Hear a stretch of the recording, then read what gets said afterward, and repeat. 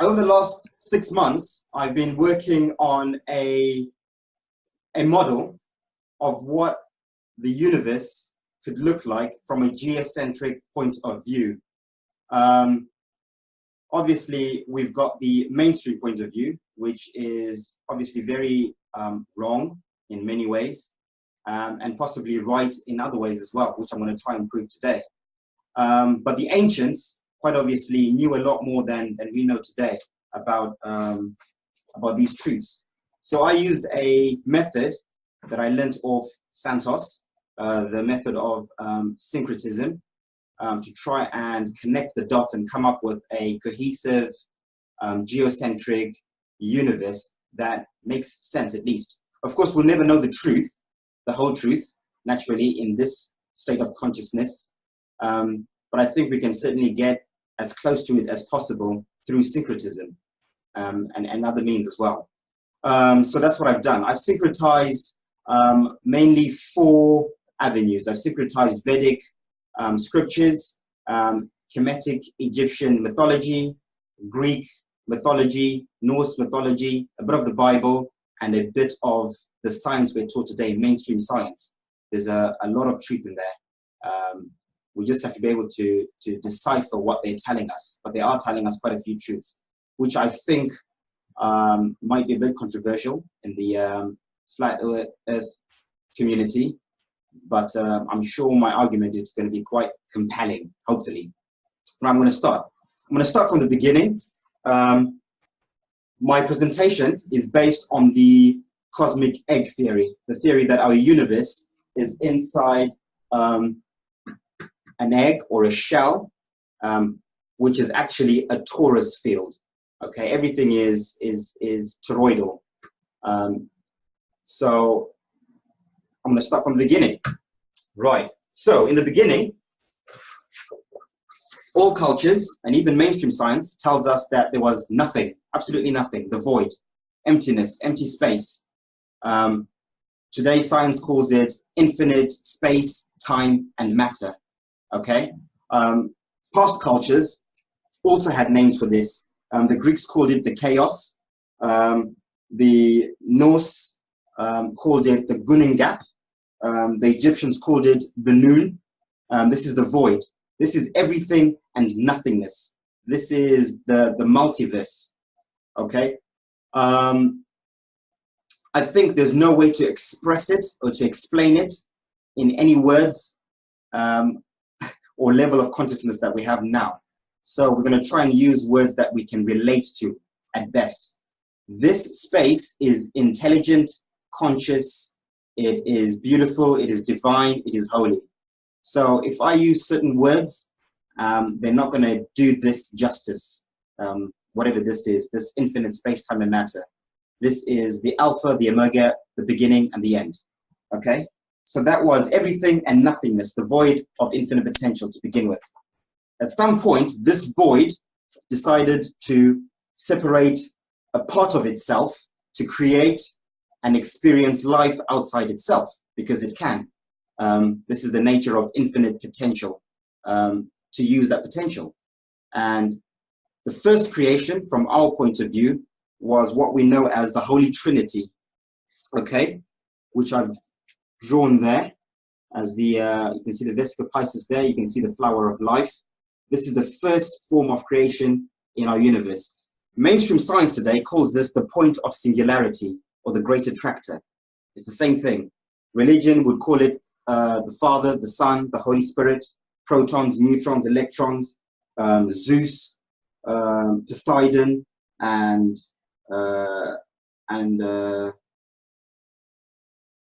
Zeus, Poseidon, and Hades. Many cultures called it different things. You'll find that the gods or the creators in all cultures always are in threes. They're always in threes. So 3 is the magic number of creation. Okay? So these are the building blocks of life. I prefer to call it electromagnetic pulses of sine wave or frequency, which is basically a star. This is the first star. This is God, the creator. We are all stars. Everything is atum, as Santos always says. Everything's a star. It's all It's all the same thing. We are stars. The sun that we look up at, in the sky is a star. The stars in the firmament are stars. God is a star. Creation is a star, right? At different frequencies, at different levels of consciousness, etc., etc. So we've got the Holy Trinity now. We've got the building blocks of life. The first order of business was to create a home or a hub or a shell where it would experience life separate from the whole. So obviously, remember, this Holy Trinity is still in the void.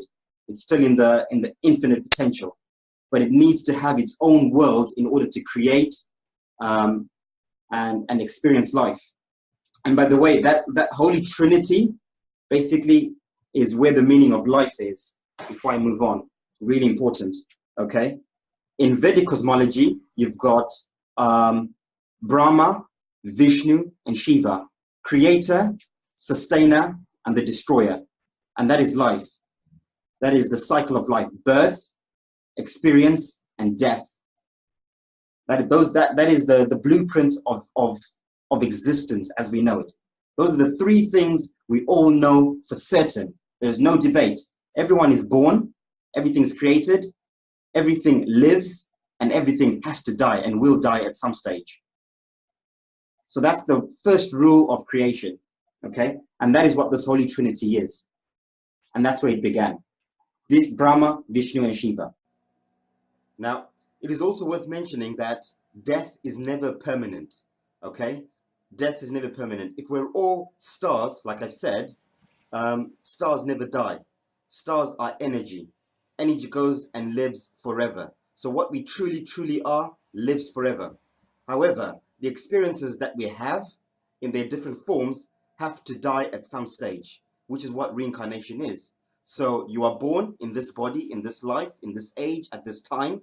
You live and you experience whatever you're experiencing at that time, but that must die. That experience must die for you to experience something new, which is what reincarnation is, which is the point of life, because you have to learn from that, you grow from that, you move on.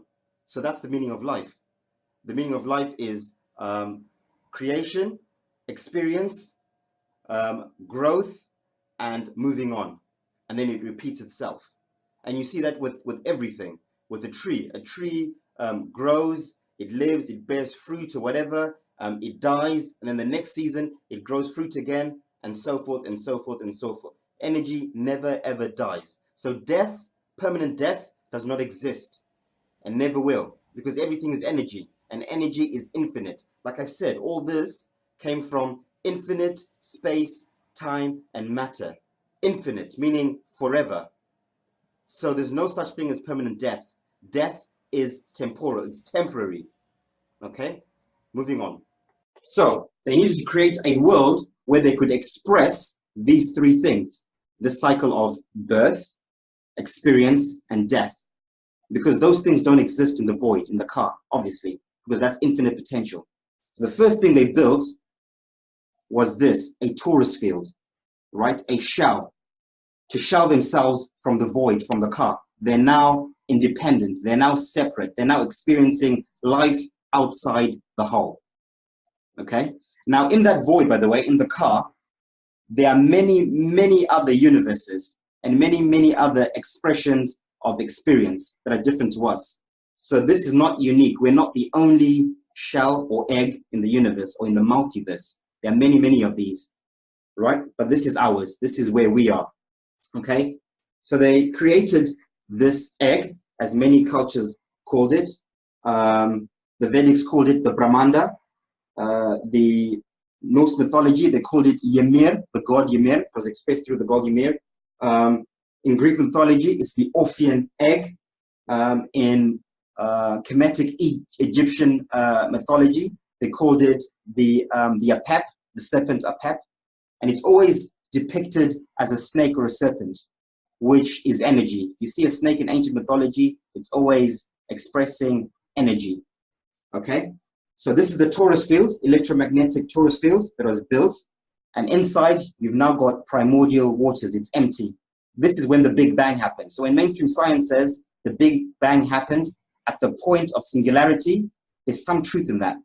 What they're not telling us is that that singularity And that process is a conscious, intelligent creation. It is not a random process. It's not something that happened randomly. It was intelligently designed. Again, that star is far more intelligent than we are. If we are a star, we are probably at 5% intelligence.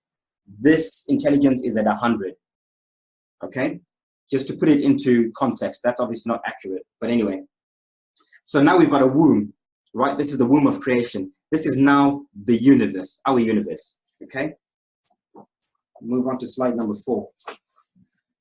The next bit was for these 3 entities to choose their domains, basically, in this universe. At the top, you've got Brahma, who's the creator. In the middle, you've got Vishnu, the sustainer, which is life. At the bottom, you've got Shiva, which is destruction, the destroyer. So now, the one is now divided into 3, okay? At the top, this is where that 33.333% comes in, the number 33. This is why it's so big in a lot of these cultures, number 33, because the universe is divided into 3 aspects. 33.33333 makes the whole, okay? So now we've got at the top, positive polarity, okay? The beginning, creation. In the middle, we've got life, sustenance, and experience. This is where the circle of life happens. And at the bottom, we've got the end, death, destruction, negative polarity, right?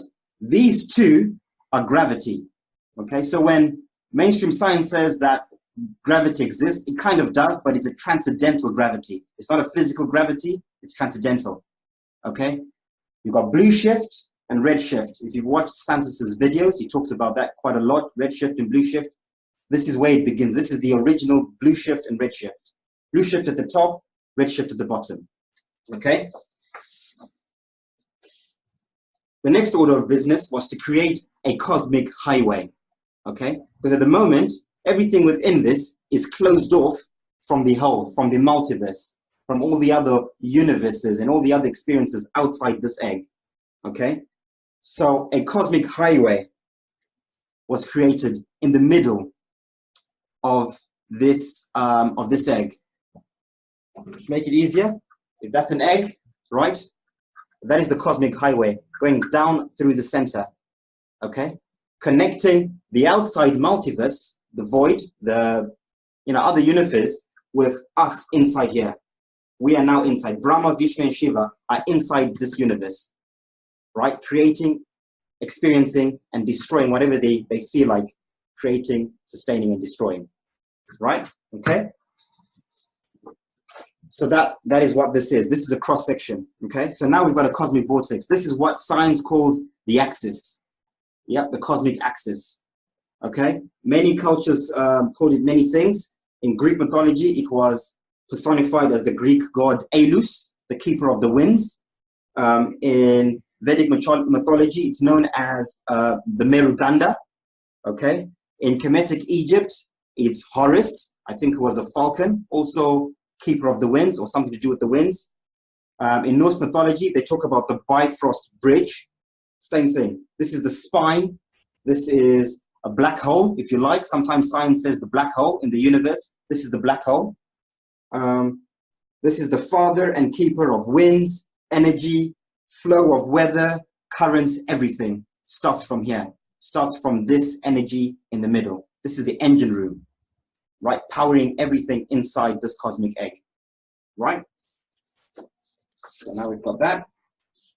So the next bit was to now put form to the universe, okay? So now we've established, we've got at the top, we've got blue shift, blue fire, okay? At the bottom, we've got red fire, red shift. These are both polarity, magnetism, okay? Different forms of magnetism, different modalities of magnetism, okay? In the middle, we now have the ether, okay? We've got air. At the bottom, we've got the water. In the Bible, they say God separated the waters above from the waters below. So the waters above are the atmospheres. The waters below are the actual waters below. Okay, in the middle is where Earth comes in. Okay, this is where Earth. The Kemetic Egyptians said in the middle, in the beginning, God created the Ben. And Ben translates to mound or pyramid. Okay, so a mound or a pyramid was created. This is Gaia in Greek mythology. It's Geb, Mother Geb in Kemetic Egypt. Same thing, right? So this tells me that this must be a pyramid of some sort, the Earth originally, and probably still is today. Now you see those elements that we always talk about: earth, wind or air or ether, water, and fire, building blocks of life, right? These are the first physical building blocks of life in our universe, right? Earth, where we are, the air above us, atmosphere, the waters below us, and the fire would be the heavens and the hells, top and bottom, right? This is the Bhuloka in Vedic cosmology. Right, I'll try and, okay, let's go into detail, right? This Bhuloka, right? The Egyptians said it was the Ben, a pyramid. And I think it looks something like this, okay? As above, so below. So it's a pyramid at the top and a pyramid at the bottom, okay? Right? I think at the center here, at some stage, there was a capstone, right? Which I'll explain in a minute. At the moment, it's a crater, but I'll explain that in detail in a moment. Now, mainstream science tells us that our Earth has got three layers, three inner layers. There's a crust, a mantle, an inner core, and an outer core, right? But they tell us that this is on a spinning ball. I'm saying that it is not. What they're actually trying to tell us is that these are the four layers in the Ben. This is the cross section, by the way. Okay, and I'll show you what it is a cross section of. The crust, the mantle, the inner core, and the outer core inside the Earth, which is basically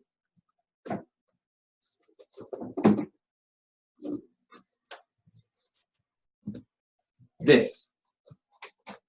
This is the Ben. This is the Earth. But this is the top half. So if you imagine this at the top, there's also a bottom bit, an upside down pyramid. Okay? And that is sitting on the great deep, on the waters below. And above, you've got the waters above, which are the atmospheres. Right? So when they tell us that the Earth has got three layers, a crust, a mantle, an inner core, and an outer core, that is inner Earth, inside this Ben. The layer between the two pyramids. So there's some truth in that, okay? So I found that really interesting when I came across that, okay? The ancient cultures also talk about these, this Ben in quite a lot of detail, okay? The Egyptians called it Geb, Mother Geb. The Indo-Vedics, the Bhuloka, which is the land. In Greek, it was Mother Gaia, and in Norse mythology, it was Midgard. Okay, the top of this also had names. Okay, so the whole thing has got a name. In Kemetic Egypt, it's the Ben, right? But on the top, this is Mother Geb. If you're looking from the top, this was Mother Geb. Okay. In Greek mythology, the whole thing is Gaia. But the top, as you see it with these concentric rings, is Atlantis or Atlas. Okay? In Norse mythology, they just called it all Midgard. Okay? They had one name for it. In Vedic cosmology or in Vedic scripts, they call the whole thing the Bhuloka. But the top is the Bhumandala. The concentric rings are the Bhumandala. Okay? It's also interesting that in Greek mythology, they said that Mother Gaia had two children. Okay? This is Mother Gaia, the whole thing, had two children. Who are the two children? The two children are the top part and the bottom part, Prometheus and Epimetheus. These are the two held below us. Okay? Right. I hope that makes sense. So I'll move on to the next slide. Right. Now that we established that this is what the whole Earth looks like, our entire Earth is a pyramid bhumandala with 4 concentric rings. Right? 1, 2, 3, 4. Everything is in 4s in the universe. Right? All creation is in 4s in the universe. Right? At the center, we've got what we now know as the Garden of Eden. So anyone who's been following our videos will know about this. The Garden of Eden's at the center. This is where we are here, the second ring. There's an outer ring and an outer ring outside that, all separated by these mountains, what we call the Antarctica ice wall. Okay, this is our South Pole, the Antarctica. And the North Pole, there is a mountain range separating us from the worlds at the center, from Eden, from Shambhala, Hyperborea. Okay? And outside, they've got their own wall separating from this. This last one has got the greatest one. It's called the Loka Loka Mountains in Vedic scriptures. These are the Loka Loka Mountains, the great, great mountains. Right? And these are the last mountains before the torus field, the cosmic egg. Okay? So beyond this, there is no land. It's the cosmic egg blocking us out from the void outside. Right? So let's focus on the center, on where we are and what that might look like. Okay? There's some really important bits. Okay. Around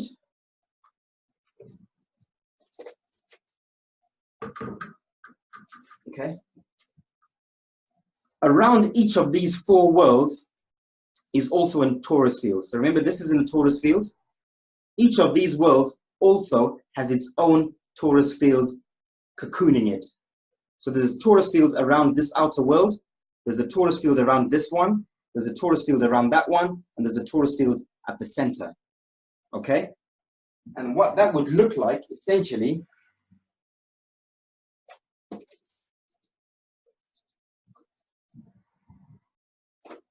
is something like this, okay? From our perspective, from where we are, right? Almost like those Russian dolls, right? So there's one at the center, a torus field like that. There's one on the outside, on the outer worlds, a bigger one. Then there's a bigger one on the outside, right? Now, I noticed something very interesting about this. These toroidal fields, right, are probably oblate spheroids in shape. So when mainstream science or NASA says the Earth is an oblate spheroid, this is what they're telling us. They're kind of telling us a half-truth, right? Which is why they can blatantly lie with a straight face, because they know they're usurping the truth. And when it comes out, they'll just probably say, well, you're too stupid to understand what we're saying, but we're telling you the truth. So this is an oblate spheroid. Underneath where we are, this is where the 4 layers would be: the crust, the mantle, inner core, and outer core. Just like mainstream science says, right? Inner Earth. And above us, we've got the 3 atmospheres within our toroidal field. We've got the troposphere, the stratosphere, right? The mesosphere, and the thermosphere inside our torus field. This top bit is what mainstream science calls the Van Allen belt. This is the Van Allen belt, this toroidal field. Right? They tell us there's a field of energy that they cannot go past called the Van Allen belt. This is it. By the way, they also tell us that there are 5 Van Allen belts in the universe. So that's the 4 of the worlds, the 5th one being the outermost one. They also tell us that our universe is covered with cosmic background microwave radiation, which is basically a torus field. So they're telling us that the whole universe is inside a torus field. Cosmic background radiation, electromagnetism. So again, they're telling us the truths, but in a twisted way so that we don't figure out exactly what it is. Okay, so that is what it would look like from our perspective. Right, I also hypothesize that these toroidal fields have got different motions that they're moving at. Okay, so science tells us that the Earth is spinning at 1,000 miles an hour on its axis, yeah, and then it's spinning at 67,000 miles an hour around the sun, and then it's spinning at 490,000 miles an hour in the universe. Again, there is some truth in that. So it's not a complete lie. So the terra firma we're standing on is obviously not spinning, but the toroidal fields around us are spinning, okay? So I've depicted it here on this cross section, okay? So here, we've got the pyramid Bhumandala, we've got the toroidal fields going around each of the lands, over and underneath, right? 1 at the center, 2 where we are, 3 on the outside worlds, and the 4th one on the furthest out worlds, okay? Our toroidal field is probably moving at 1,000 miles an hour, that vortex. And this toroidal field, which is being powered, well, all of them are being powered by that cosmic vortex that we talked about in the beginning. This is the engine room that's powering the energy of all these toroidal fields, right? Because that runs straight through the middle, okay? So that's moving at 1,000 miles an hour on its axis, which is that axis, just like mainstream science tells us. The next toroidal field is moving at 67,000 miles an hour around our sun, which I'll explain why in a minute. And the outer one is moving in our universe at 490,000 miles an hour, the last one. So if these figures are true, and my syncretism is true, or it's close, then this is what I think that means. Okay? Right. The next bit is I want to focus on, give me a sec, guys. Where have I put it? Our torus field and our Earth, where we are. Okay, so that's a cross section of it, the one that I was showing you earlier on. So that is where we would be, the terra firma, the Earth, where we're standing here. This would be the lands at the center, Eden, with its torus field, which mainstream science tells us quite clearly it's an electromagnetic field. At the center, at the North Pole, there's an electromagnetic field, which is a torus field, powered by the sun, so they say. So they're telling us there's a torus field at the center, okay? And this is the Van Allen belt that they tell us about, right? And then we've got the 4 atmospheres: troposphere, stratosphere, mesosphere, thermosphere, like I said earlier on. Underneath us is Earth, right? This is the ground, the crust, the mantle, inner core, outer core. And the waters and everything else sit above on the terra firma, okay? Right. Each of these lands with the 4 different toroidal fields has got a sun and a moon. All of the lands have a sun and a moon, okay? So,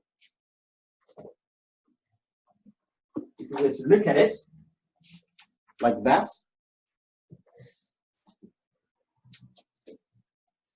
right? If that was the top of our toroidal field, from the top, this is where we live, okay? Our torus field, our sun and moon, is the sun and moon that we see every day, that revolves around our torus field. These outer lands have got their own sun and moon, which are Mars and Venus, okay? This outer land, they've got their own sun and moon as well, which is Saturn and Jupiter, the planets Saturn and Jupiter. The center is the only one that's an exception, because the sun and moon there are androgynous, and that's the planet Mercury. So Mercury is both a sun and a moon, okay, at the center. So now we've got the 7 wandering planets. Mercury at the center, inside the sun, like mainstream science tells us, right? You've got the moon, the sun, on the outside, Venus, Mars, Jupiter, and Saturn being the last one. So, Saturn, Mars, and Apollo are suns, right? On the other side, you've got our moon, Venus, and Jupiter, which are moons. Okay, and they've got their respective duties or things that they do, which I'll explain a little bit later. Okay, so I'll try and put this together so you can kind of see what it looks like inside the egg. Okay.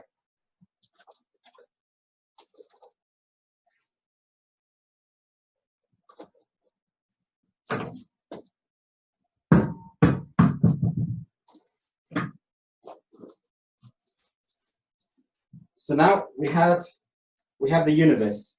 Okay. I don't know if you can see it properly. Hopefully you can. Let's put it down a little bit so you can see that. And here it is. Okay. That's the top of the Bhumandala. And this is the top half of all the torus fields. Of course, they run through the bottom as well, with the different suns and moons revolving around these torus fields in each of the lands. So, when NASA says they're going to Mars, and they plan to go to Mars, they are telling the truth. Mars are these outside lands, the outer lands, where Mars is the sun. Right? That is where Mars is. So they are planning to go to these outside worlds at some point. They're saying at the moment they can't get past the Van Allen belt, but at some stage they will be able to. And again, I'll explain why. Okay? So this is where Mars is. So outer space does exist. So all flat earthers out there saying that outer space doesn't exist, it does. But it's just been usurped. It's not physically going to Mars itself, the sun, Mars, the luminary. That's ridiculous. It's going to these lands where Mars is the sun. That's what they're trying to tell us. Okay? So I'm going to try and stay on track here. Sometimes I get a bit. So that's what the cross section would look like. Okay? You would have the Bhumandala over there, different toroidal fields, Mercury, androgynous at the center, Sun and Moon in ours, Mars and Venus in the outer one, Saturn and Jupiter on the outside, moons and the suns, Sun and Moon at the center. Okay? I think that the suns, Saturn, Mars, and our sun, they revolve. Show you. Okay? They spiral around these torus fields. Okay? Upwards and spiral outwards and down. That's what the sun does. I think the moon follows a linear orbit. I don't think it spirals. I think it just follows one orbit. Or if it does spiral, it's a much slower, slower orbit up and down. And I'll explain why again a bit later. But I think for sure the sun and moon, this is what creates our times, our seasons. When the sun is up here at the center, this is when the northern hemisphere have their summers, because the sun is directly above them, above the North Star, above Polaris at the center. When it's out here spiraling at the edges, this is when the people of the southern hemisphere have their summers.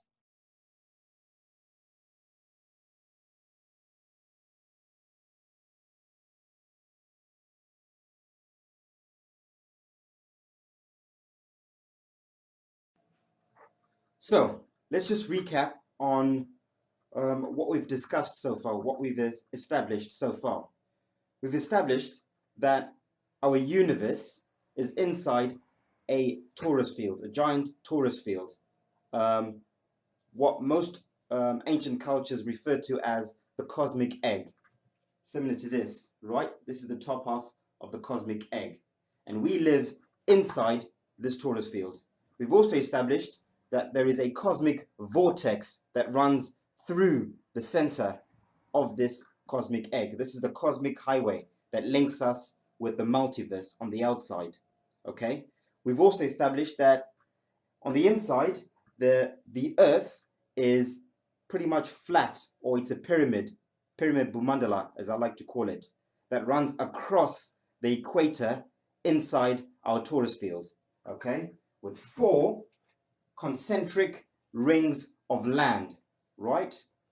At the center, where the cosmic axis or the cosmic highway runs through, where we are, the second ring, the third ring, and the fourth ring, and the torus field on the outside, okay? We've also established that each of these worlds has its own toroidal field, okay? So torus field within a torus field within a torus field within a torus field.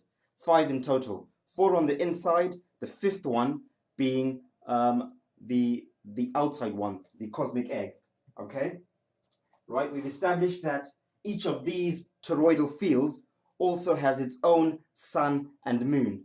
Saturn and Jupiter revolving around the outer torus field, Mars and Venus on the next toroidal field, Apollo and Artemis, or our sun and moon, on our torus field, but in the center there is only one androgynous sun and moon, which is Mercury on the inside, okay, on this torus field, the aurora borealis, okay, right. So we basically said it looks something like that, okay, torus field within a torus field, right, with all the suns and all the moons, okay, right. The next question, or the next natural question, would be, well, what's above these toroidal fields? Okay, above that, above all the toroidal fields, we've got something known as the firmament.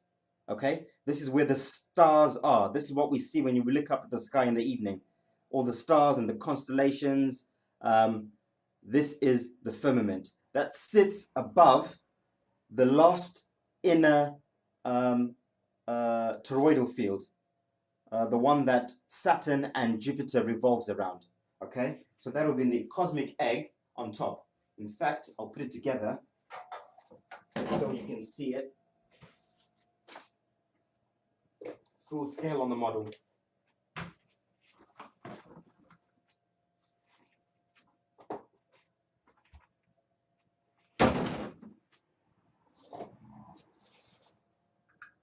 Okay, please bear with me.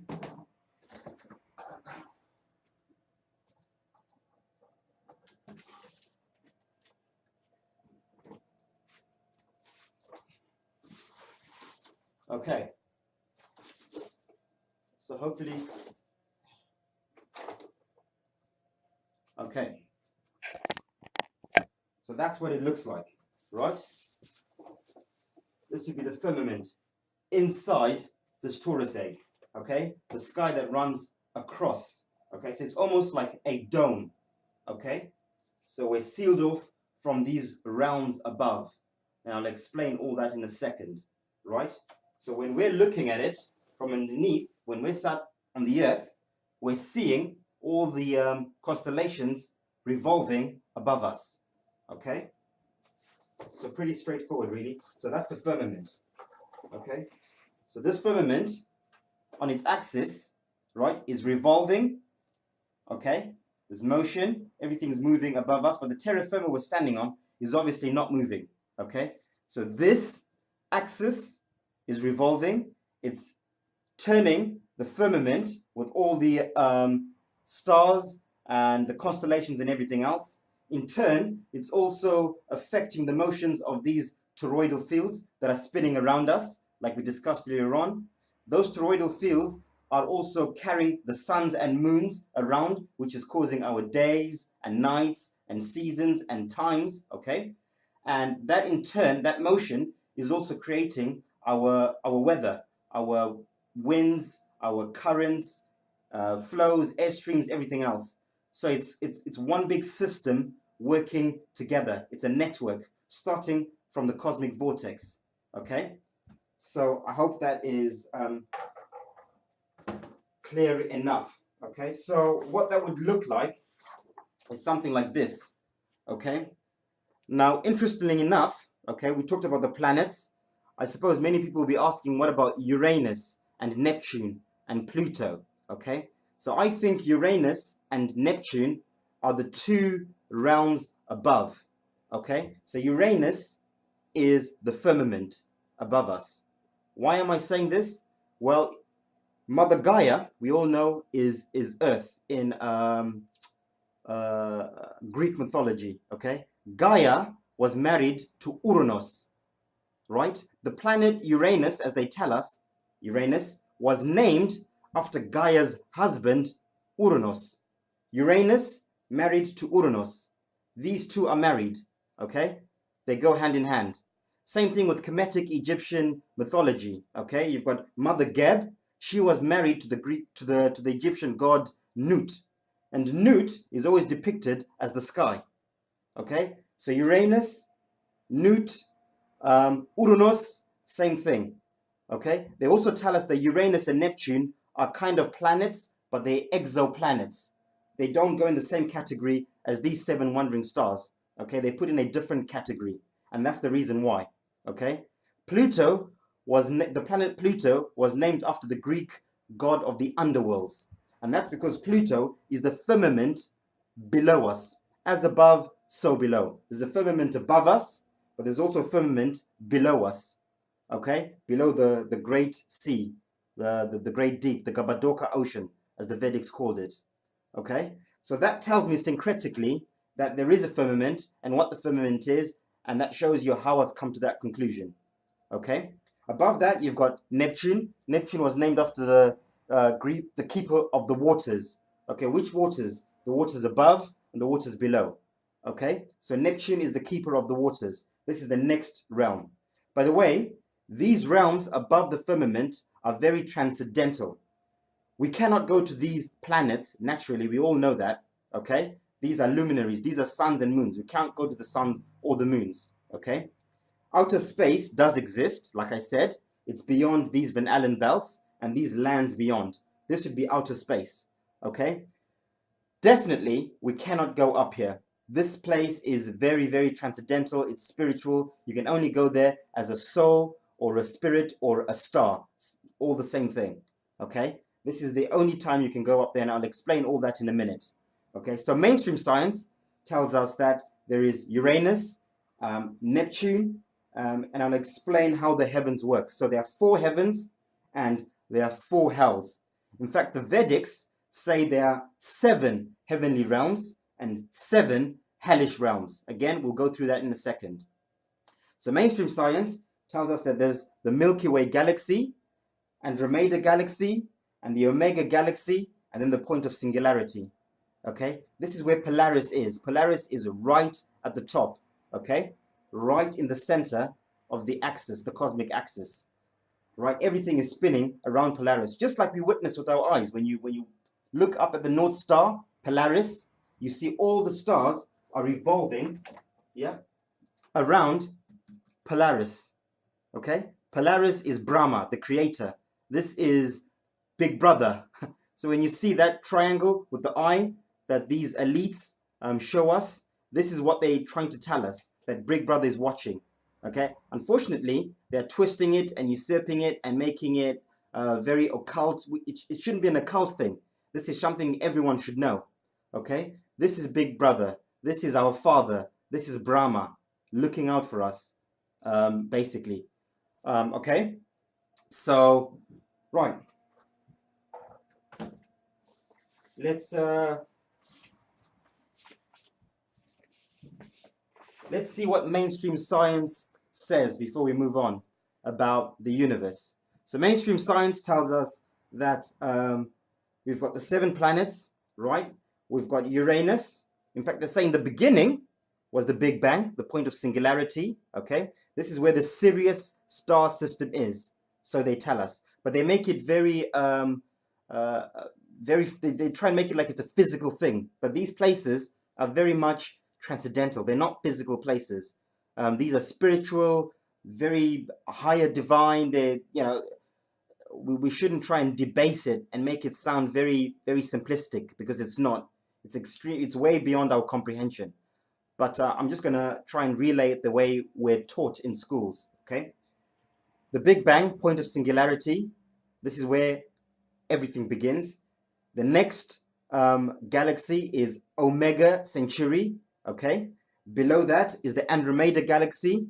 Below that is the Milky Way or Uranus, the firmament. And then we've got all our wandering stars below that.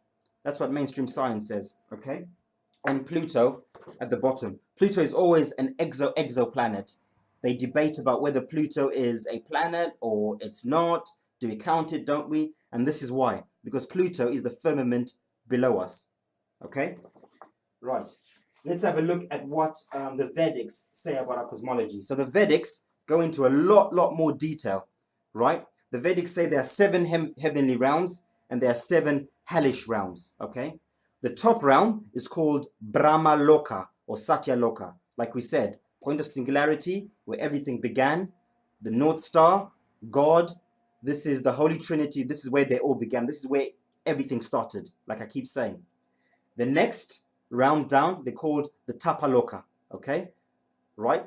The next round down is the Yana Loka, and then the Mahaloka, right? Or the Sphaloka, Spha as in stars, okay? This is now the firmament that we're showing with all the stars and the constellations, what we see when we look up, okay? They call this axis mundi, or where this point meets, the Dhruva, okay?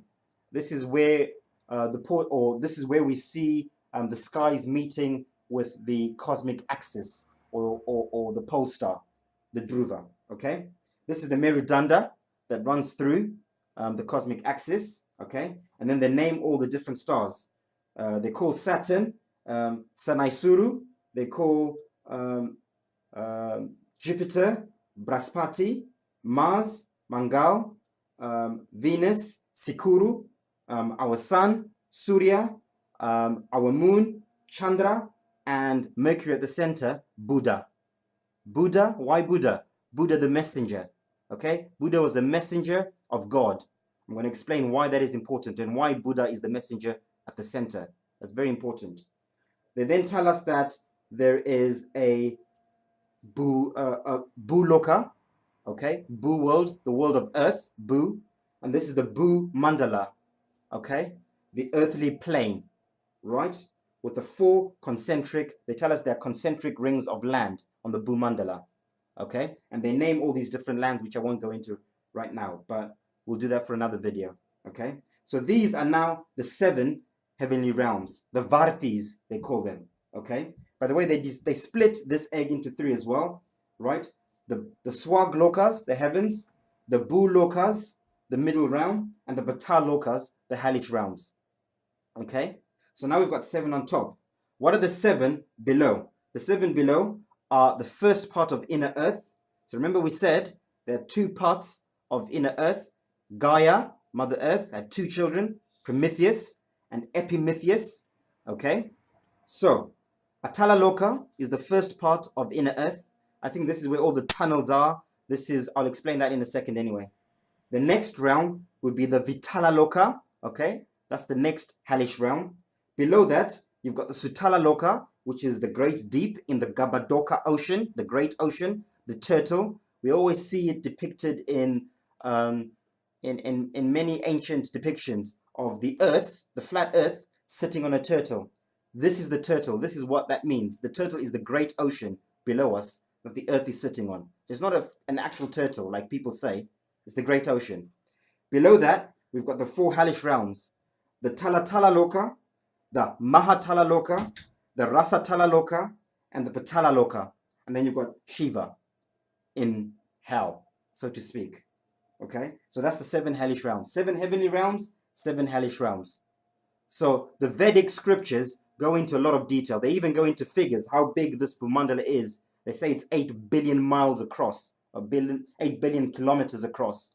Okay? They give so much detail for those who want to read into that and study that. Let's look at what the Norse said about the universe. Okay? So the Norse also divided it into 3. They've got Valhalla or Asgard, which are the heavenly realms. Okay, they've got Midgard, Middle Garden. This is where we are. Okay, and then they've got Helem, which is the hellish realms below us. Okay, So they've got Valhalla, where Thor is, where Odin is, sorry, abode of Odin. Okay. You've got Gimle, the three realms, Gimle, Valhalla, and Himmelborg. These are the three heavens that they talk about. These three up here. The fourth one being the abode of Odin. Okay. And then you've got the Alfheim realm. Okay. Alfheim, I think they called it the realm of the little elves. Little elves referring to the stars, because that's what they saw. When they saw the lights in the sky, they called them the little elves. This is Alfheim. Okay. They're named, and of course you've got the Bifrost Bridge. Okay. As in the Cosmic Highway, Bifrost Bridge. Self-explanatory. Right. They named all the planets. They named Saturn, Woden, Jupiter, Frigg. These were named after gods. Mars, Tyre, Venus, Freya, the sun, Suna, our moon, Mani. Okay? And then they named Mercury, Hermod, was also a god of a messenger of some sort. Again, that is very important. That messenger is very important. Of course, these all had their roles. The most common ones are obviously the messenger and Saturn, time. Saturn's always associated with time, Father Time. And I'll explain exactly why that is in a minute as well. Okay? The Norse also described these lands in great detail. Okay? They called this whole part Midgard, the Middle Garden, but they also called the crater continent. I'll show you.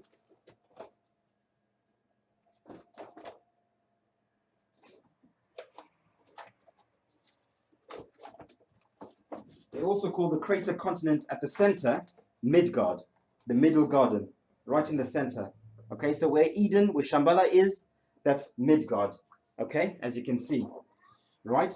Below that, they called Inner Earth, inside the Pyramid Bumandala, the realm of the Svartalem. Okay, Svartalem meaning realm of stone spirits or dark spirits. I'm sure you can decipher what that means yourselves. Okay, and then you've got Aiga, which is the great deep, mother of the great deep, mother of the great oceans. And then you've got the realm of Loki, the bad guy, right? Loki at the bottom, Helem, right? So these Nordics, the Norse, they describe these lands in very great detail. Midgard at the center, the Middle Garden, naturally, okay? This is Vanaheim, the land of the Vanir. Vanir referring to children of God, okay? The gods in Asgard at the top were called the Aesir gods, the gods of the gods. The gods, where we are, the Vanir, were children of the Aesir gods. So they considered the beings that live here to be children of the Aesir gods, of the gods of the gods. Vanaheim. It's interesting because where I come from, in Africa, in Zimbabwe, the Shona word for children is Vana. So I was trying to decipher what Vanaheim was. I couldn't figure it out. Okay, so I used etymology, again, something that I've learned from Santos and syncretism. And I connected the dots. Well, Vanir, Vana, children. Vanir were children of the gods. Vanaheim, land of the children of gods. Vanaheim. And that's how I came to that conclusion. They then tell us there's a place called the Nephilim, okay? The realm of frost and ice, okay? This is the Nephilim, the ice wall. This is what they call the Nephilim, okay? And beyond that is where the Jutoinim live. Beyond the Nephilim is the land of the Jutoinim, the frost and ice giants, so they call them. So we see in a lot of mythology, they talk about the Nephilim, fallen angels, right? In the Bible, it talks about the Nephilim, fallen angels, right? Well, you can connect the dots yourself, you know, how that's all linking with the Bible. Norse mythology and the Bible, connecting right there. Beyond that, they say there is the Muspelem, okay? Muspelem, the land of the fire giants, or the fire demons, whatever that means, okay? So you've got Midgard, Vanaheim, the Nephilim, ice wall, Jutoinim, beyond the Nephilim, and Muspelem, okay?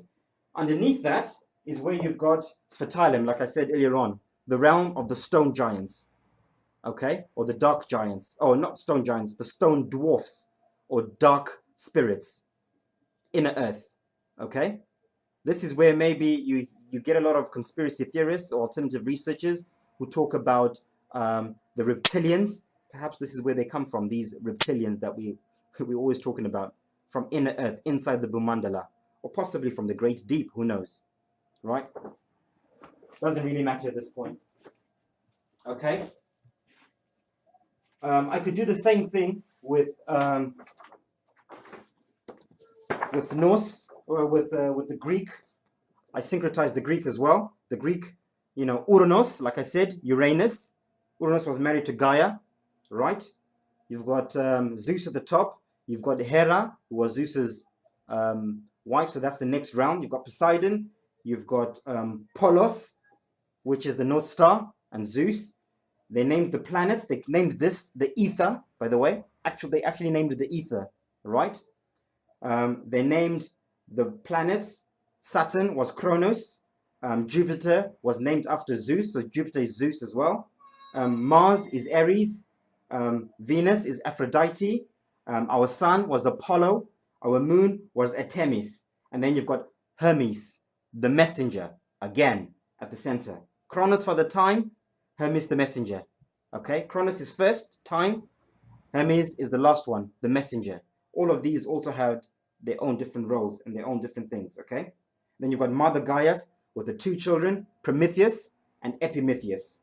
Okay, and then at the top, you've got Atlantis. This top bit is Atlantis, the concentric rings of Atlantis. The center, as you notice, is a crater continent now. Okay, this is the sunken continent of Atlantis.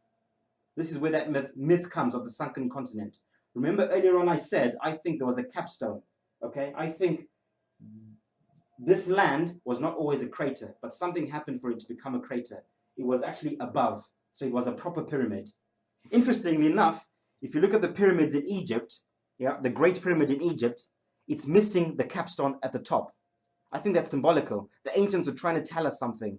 Okay, so if you go to Egypt and you look at the biggest pyramid, I forgot what it's called, the capstone is missing. On our pyramid on the earth, the capstone is also missing. Okay, interesting. It's now a crater. So they were telling us something there, right? Back to this, okay? And then you've got Pontus, below Mother Gaia. You've got Pontus, who was the keeper of the seas. And then you've got Hades, right? In Tartarus. They call Tartarus hell, and Hades resides in Tartarus. Okay? So that's Greek mythology, right? And then the chaos on the outside. You could do the same thing with the Egyptians, okay? Right? The Egyptians, you've got Amun at the top, right? Amen, Amun, God at the top, the creator, right? You've got Neith, his wife. You've got Hathor. You've got Nut, who's married to Gaia, okay? The husband of Mother Geb, not Gaia, Mother Geb. So Geb and Nut are husband and wife. The firmament above us and the earth below us, okay? They also named all the stars, all the wandering stars, okay? Saturn, now this is quite controversial. This is just my own secret. This is not confirmed. This was just me coming up, trying to decipher it myself. It could be wrong. If someone can correct me, that'd be great. But I think Osiris is Saturn. That's Osiris, okay? Isis is Jupiter, okay? Deshir, for sure I know, is Mars. Sekhmet, again for sure I know, is Venus. Ra, for sure I know, is our sun, Ra. I think everyone knows that. And Khonsu is the moon, okay? And then you've got Thoth, for sure I know, again, messenger, okay? And then you've got Horus, the god Horus, keeper of the winds. Which winds? These winds. The toroidal field, the toroidal fields around the earth. These are the winds. So when they say this is the keeper of the winds, these are the winds that it's keeping, okay? By the way, you read in the Bible and in other scriptures, they talk about the four corners of the earth. These are the four corners of the earth, okay? The four realms are the four corners. The four winds, they talk about the four winds in the Bible. Which are the four winds?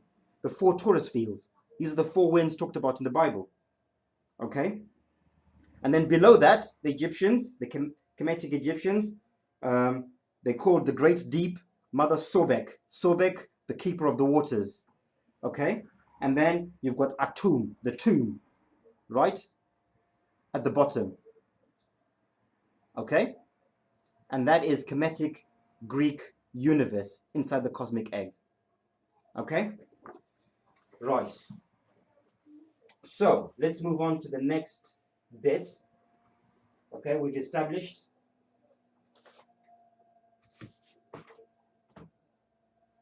okay, let's talk about the ages. Okay, in particularly in the Indian cultures, they talk about the 4 ages. Okay, these are ages of consciousness. So everything is cyclical in life. You know, there are peaks and troughs. There are times when consciousness is up, and there are times when consciousness is down. For all the beings that live on the Bhumandala, there are different beings, different races, different nationalities, all along this Bhumandala. Okay, so this is what we might call aliens beyond our ice wall. We might call these aliens, but they are beings just like we are beings here. And they will call us aliens as well. So aliens do exist, and outer space does exist, but it's not like we've been told, or you know, that it's on the planets. It's on the lands beyond. Okay, so this is really important, really, really important. I need to explain this. The ages. Okay. So the Indians talk about the 4 ages, okay? The Kali Yuga, the Dwapara Yuga, the Treta Yuga, and the Satya Yuga, right? The bronze, no, the iron, the bronze, the silver, and the golden age. These are ages of consciousness, okay? These ages are determined by many things. They're determined by the constellations above us, right? In Greek mythology, these would be the gods. Everything above in these realms, these are the gods and goddesses that look after us, the big brothers and big sisters, okay? The suns and the moons that revolve around us, these were called the Olympians. These are the demigods that look after us subconsciously, okay? They determine the ages. And we, on the earth, on the Bhumandala, we are all the titans, okay? The soldiers that are living out the whole script of the whole thing. So all of this is a stage, okay? We are on the main stage. We are we're on the stage of creation on the Bhumandala, okay? And these are the directors, if you want to think of it in movie terms. These are the ones directing the scripts and the programs, right? There is free will, I'm saying that, but don't think that we don't have free will. We do have free will, but on a grand scheme, there is a script within that narrative. Otherwise, you'd just be crazy to be chaotic. There has to be a cycle, there has to be order to all of this. None of this is just random and chaotic. There's an order, there's a cycle, there's a system to all of it. Okay? So, interesting enough, I noticed something very, very interesting, right?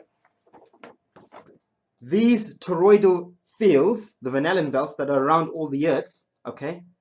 These are constantly growing, expanding, and contracting. Okay, this is what creates our ages. In the Vedic scriptures, they talk about a 26,000 year cycle of consciousness. Every 26,000 years, we shift within that 26,000 years from the iron to the golden age. So every 6,400 and whatever years, we go from one age into another. Okay, and even within that, there are ages, which are what we call the zodiacal ages, the age of Aquarius, the age of Aries, the age of all the zodiac constellations, and those are all conscious ages. So there are smaller ages within bigger ages within bigger ages.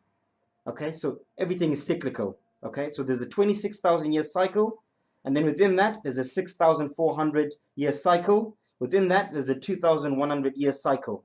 Okay, we've just come out of the age of Pisces, which was the whole Jesus thing, fish, Pisces. We're now going into the age of Aquarius, the water bearer. Okay, Aquarius is technology. Aquarius is coming together. Aquarius is the mixing water. Aquarius is always a man or a woman pouring water, pitcher of water, mixing the waters. This is now where things are now being mixed. Knowledge is coming out. Technology. This is the age of Aquarius. Okay, this is where we are now, right? So these toroidal fields, the Van Allen belts, the aurora borealis and all that, they have a significance in that. So we're at a very, very special point at the moment, right? Because we're shifting, we're approaching a 6,400 year cycle shift, which also coincides with the 2,100 year cycle. So not only are we shifting consciously, like we did in the last shift during the age of Jesus or Pisces, we're now shifting physically. Like I said, these toroidal fields are expanding and contracting. During the golden age, there are no toroidal fields inside our universe. Okay, let me find a proper one, just so we can see it properly. Okay, there are no torus fields in our universe in the golden age. Everything's connected. We are at the peak of consciousness everywhere in the universe. Yeah, it's the golden egg. Okay, all these toroidal fields expand outwards over time. It's almost like the cosmic egg is breathing in and out. The womb of creation breathes in and breathes out, breathes in and breathes out. And these toroidal fields follow that breath created by the axis mundi. Okay, so when God, okay, is breathing in, okay, Brahma, this is when the torus fields are spreading out. This is over thousands of years. And breathing in, the torus fields close again. We're now in the dark age. Out and in. At the moment, we are ascending. We're on the upward cycle. Okay? So the torus fields are expanding. This is what is causing this conscious awakening that is happening at the moment. This is why we are consciously waking up at the moment. Because we are picking up the frequencies, okay, of this toroidal field at the center, the aurora borealis, coming from the messenger, okay, the demigod Mercury, Hermes, Thoth, Buddha, at the center. Remember, everything's interlinked. They tell us, mainstream science, at the center, in the magnetosphere at the North Pole, there is an electromagnetic field that's being affected by the sun. Which sun? This sun, the black sun of intent, Rahu. This is it at the center. So the frequencies we're picking up subconsciously that are creating this awakening that we're all talking about, the vegan movement, the flat earth movement, people just questioning government, you know, what's happening with Trump, with everything, all this craziness. People are now becoming more aware. Before, we never questioned. We just followed whatever we're told by governments. Now we are questioning things a lot more. Why? We're getting more intelligent. We're waking up. What's waking us up?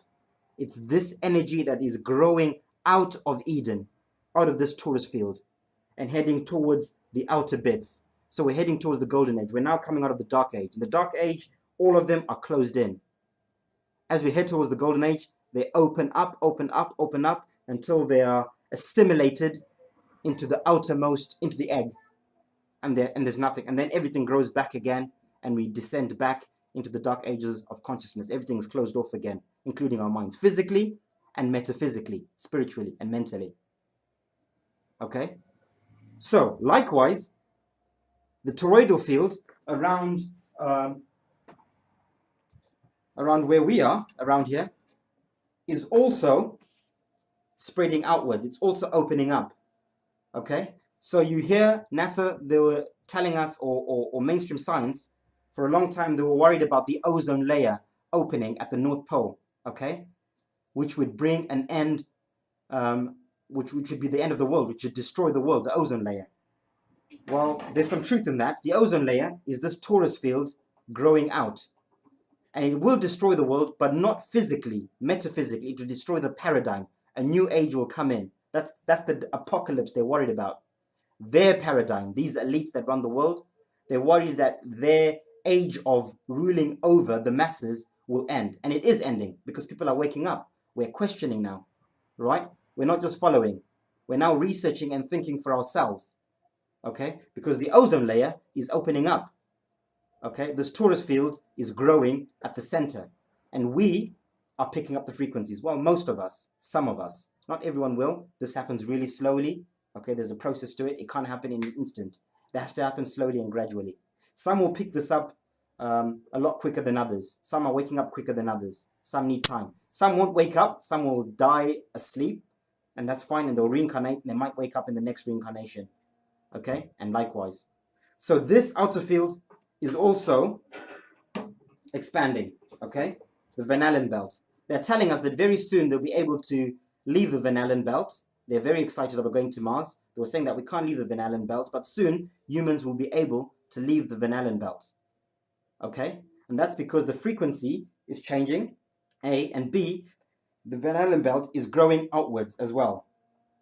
Okay, so there'll be holes in this ozone layer as well, right? So this is a very special time for everyone on this Bumandala.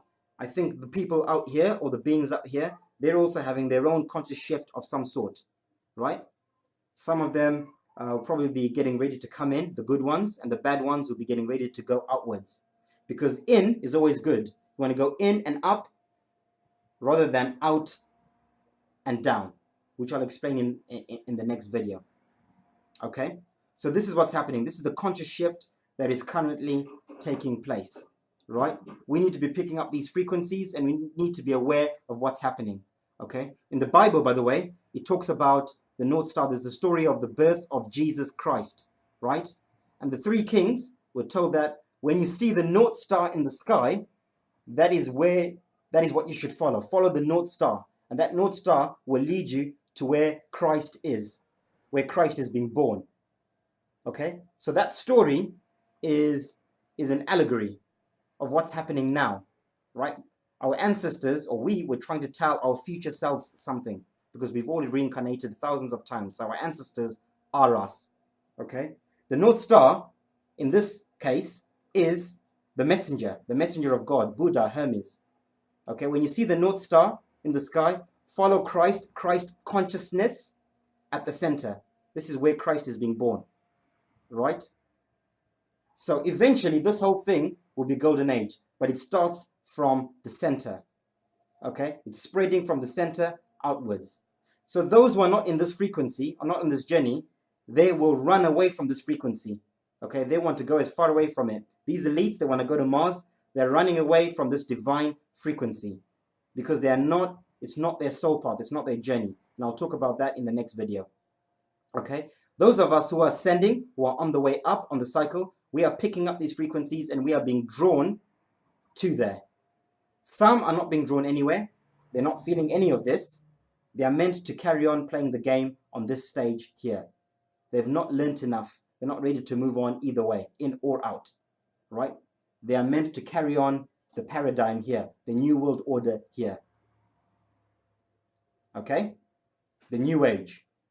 Okay, and hopefully it will be a good one, and I think it will, because we're ascending consciously. Right? Next, I want to talk about reincarnation and the cycle of life. Okay, so this is now more metaphysical. Okay, I can't prove any of this. I'm not saying it's absolutely true, but this is my understanding and perspective, based on what I've researched, and what I feel, my knowledge, and you know. It could be wrong. If people can correct me, that's fine. If people resonate with it, great. If you don't, that's okay too. Okay? So, remember earlier on I said that we're all stars. Everything is a star.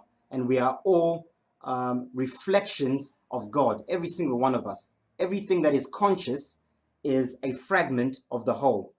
The whole being Brahma at the top. Okay? God. So we are drops in the ocean of consciousness. Okay? So in the beginning was the Holy Trinity at the top, okay? And they birthed many, many souls, including you and me right now, okay? We are souls birthed out of the whole, out of God. It tells us in the Bible, God breathed air into Adam, right?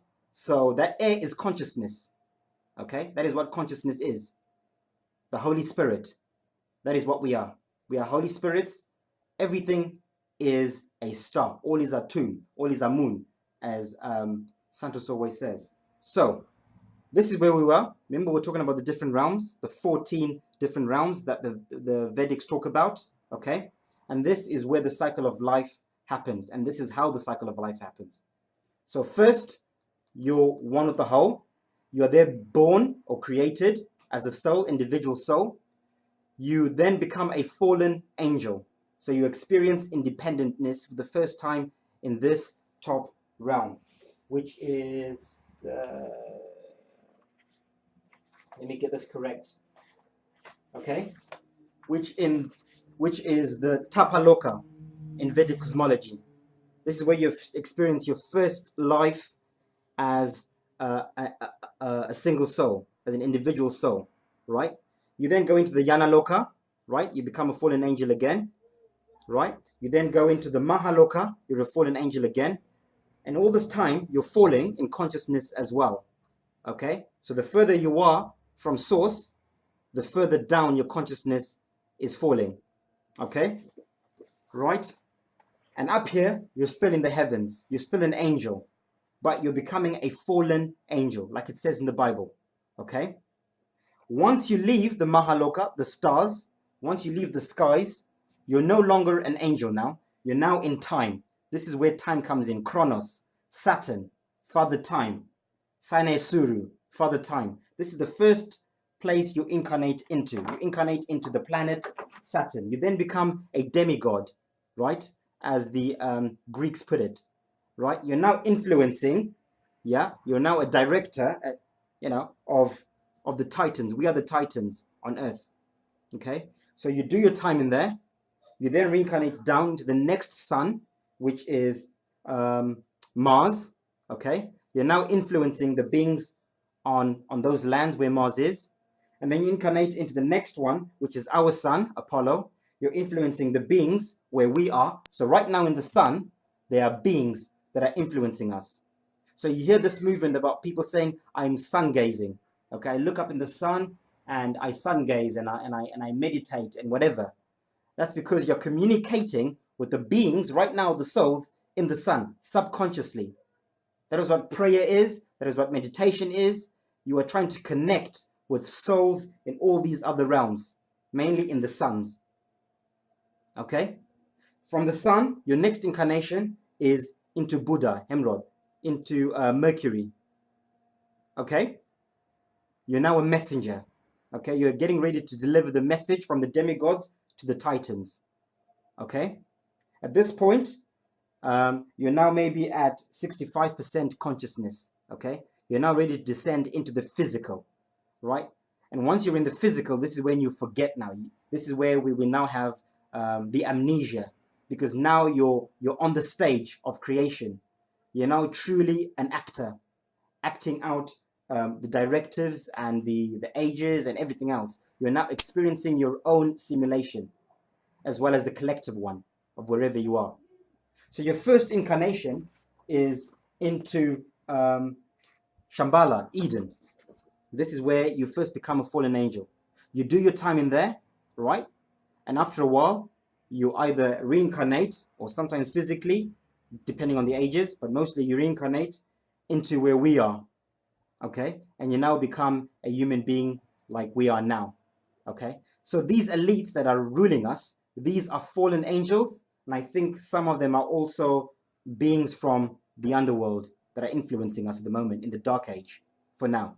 So these fallen angels, some of these elites that are ruling us, okay, this is why they've been a lot more intelligent than most of us for a while, okay, because they're fallen angels. They're coming from the center going outwards, okay, right? And we are going the other way, but the scales are balancing, right? We're getting to a stage where we're going to be balancing the scales very soon. Well, we are already. We're catching up. They are falling in consciousness. We are rising in consciousness, the rest of us, most of us, the good ones. Okay, so once you've done your time here, you reincarnate many times through the moon. Okay, the moons are processing centers or reincarnation realms where when your soul dies, you go into the moons, you assess yourself. No one judges you. You're not judged by anyone. You assess yourself and you come back and you work out your karma or whatever you need to work out. Because remember, the meaning of life is birth, experience, growth, and move on. So if you haven't learned enough and you haven't grown enough, you must come back down and play again. Work out your karma and learn as much as you can before you can move on to the next stage. Okay? These beings, because they're fallen angels, okay, they automatically will be drawn to the worlds outside.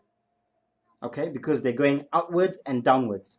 This is why these elites, right, the governments, they're obsessed with going to Mars, the outer lands. They're going outwards.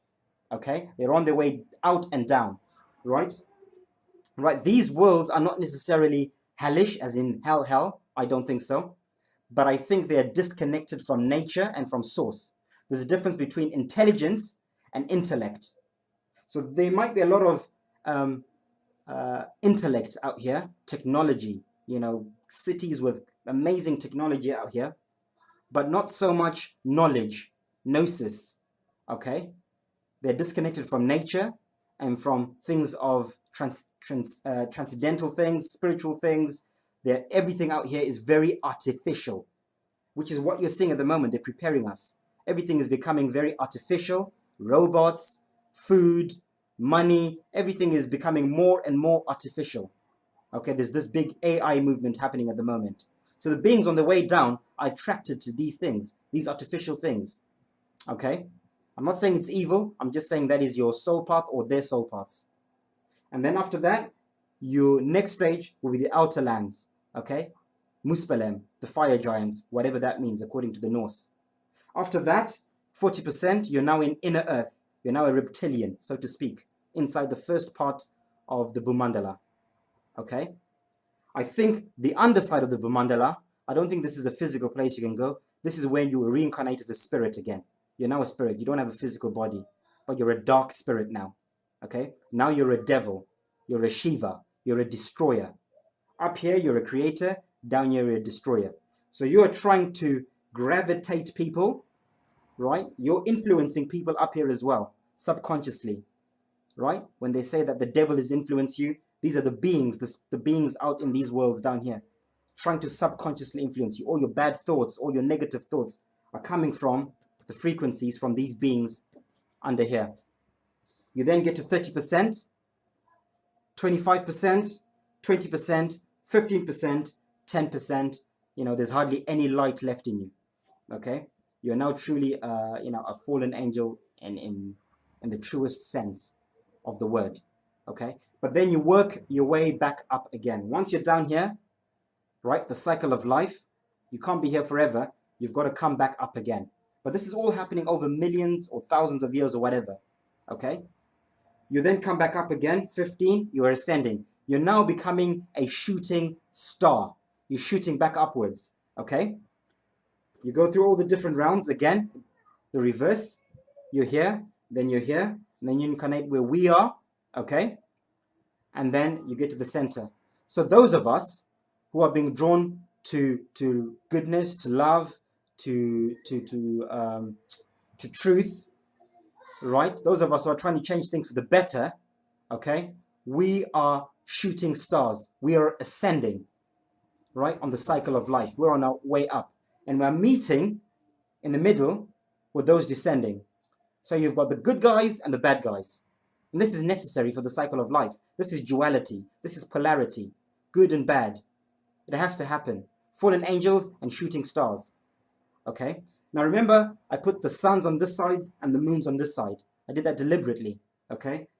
Except for that one is a sun and the moon. Okay? So when you're ascending, when you're way out, the moons, the mothers, are portals out. The suns are gateways in. So those descending come through the sun. Those ascending go through the moon. Okay? Males inseminate. Females give birth. Okay? If you can see, this looks like a brain, the cosmic egg. With the center, right? You've got the left-hand path, male principles. Right-hand path, female principles. Okay? This is where all that esoteric stuff comes in. For those who are not afraid to research that and to try and understand it. Okay? So this is where you come out from the moon side. So you incarnate here, or in this case, we're going through a very special time. We can actually physically walk into the Garden of Eden. Okay? But we have to pick up these frequencies for those who want to make the pilgrimage. Not everyone will want to do this or can do this, but those who are ready to ascend, those who have learned everything they need to learn, right? At the center, here where we are, There are those who are ready to move on to the next stage of life. Some need to incarnate, like I was saying, a few more times before they can move on. Okay? Others are ready to move on to the garden, to the center, to the next stage. I've done my time here. I feel like I need to move on. Okay? I need something new. I need a new experience.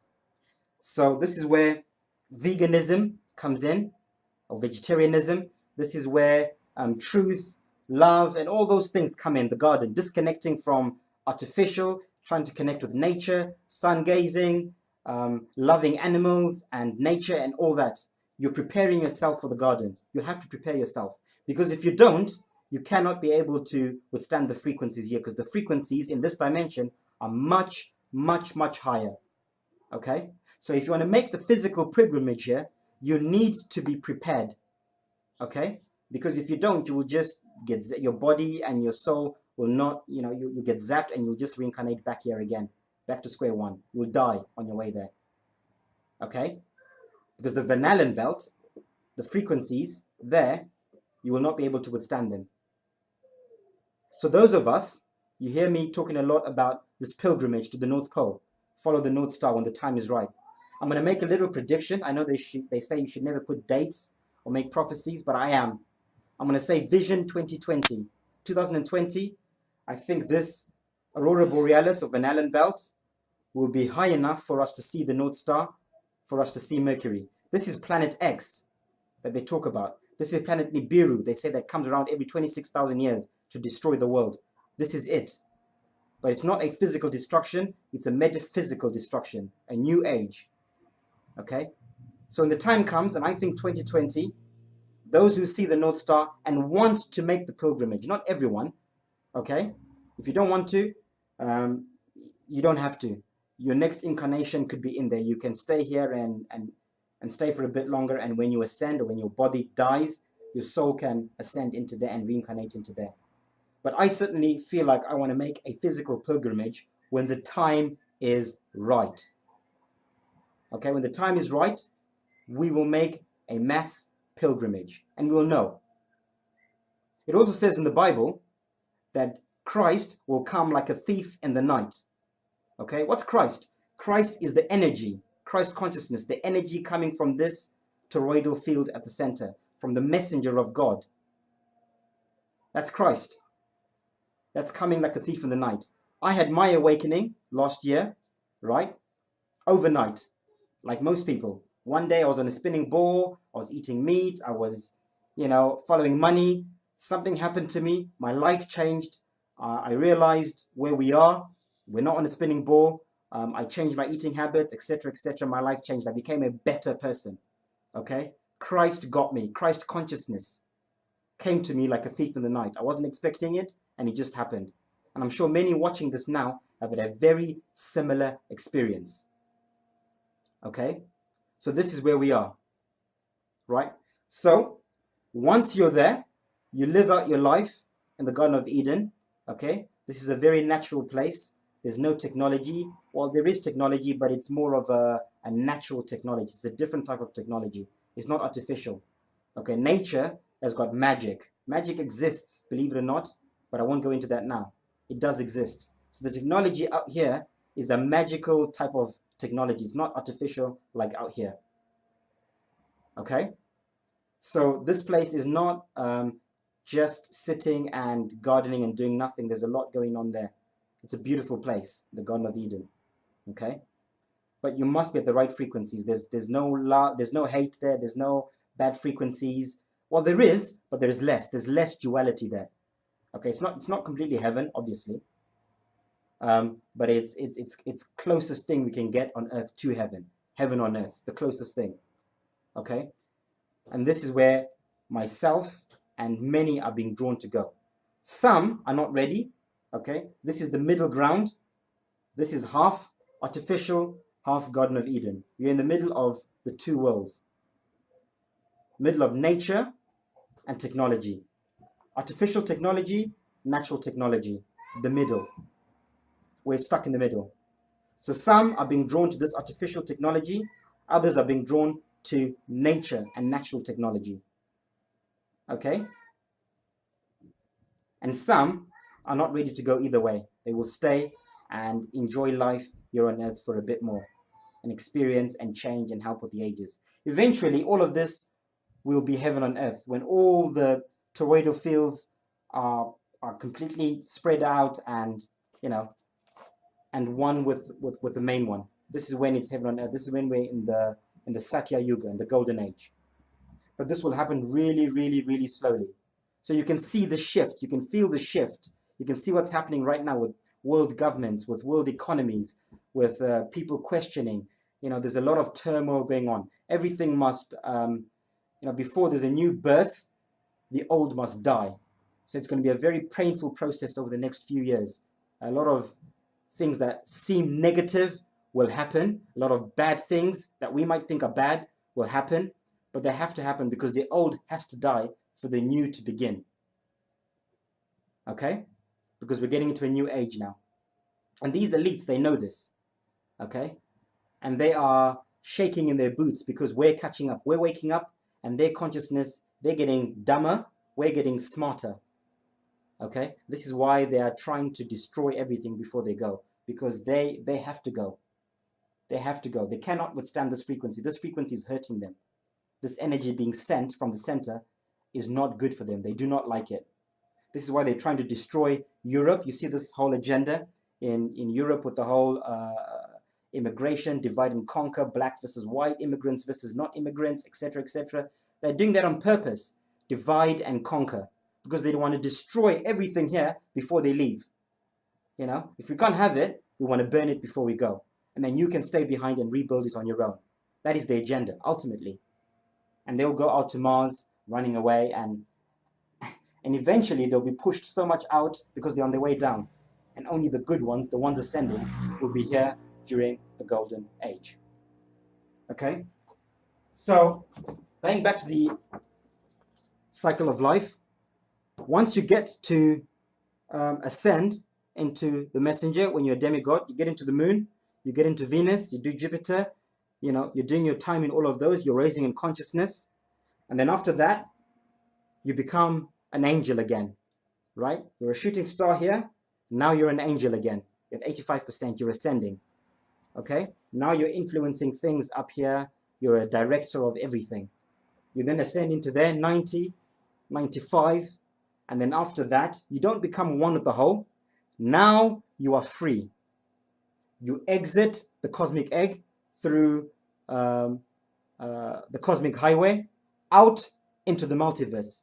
You're now free to explore and experience life in other cosmic eggs, in other experiences, in other worlds, in other universes.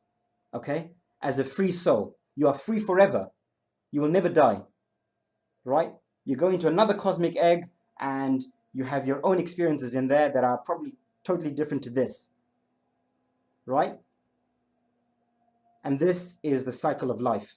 And new souls will be being birthed. They do the cycle, they go out, and this is continuously happening. Cycles of life, of consciousness, of stars. That is what we truly are. We are stars wrapped in skin and flesh and bone, soul, spirit. And even science, quantum science, is starting to realize this now. They're starting to tell us that we're not just flesh and bones. There's a lot more going on. And it's obvious to most people now, I think. Those who are awake know for sure. Okay? And that is the cycle of life. Okay? I hope I was clear, and I hope I wasn't going around in circles. Again, like I said, I'm not saying that everything I'm saying is 100% truth. A lot of it is my own understanding from what I've researched and from what I've learned from other people and from what I'm picking up from, you know, from the universe. It's my interpretation. If you resonate with it, or if you recognize it, or if you remember it, because remember, we are all our own ancestors because we've reincarnated. So this time is normally called the Great Remembrance because we are remembering things we've always known. For those who are tuning to the frequencies, you remember this stuff, this knowledge. Okay? So I feel like I'm remembering this. This feels like a distant memory to me. And I'm remembering it and I'm sharing it with you. And I'm seeing when I speak to people, a lot of people recognize and they go, oh, do you know what? This sounds familiar. It sounds right. I don't know it as fact, but it sounds right because your soul is remembering. You're waking up. So if you resonate with it and you get it, great. If you don't, that's fine too. Okay? By the way, I also think that there are souls here on earth right now, right, who are here to help.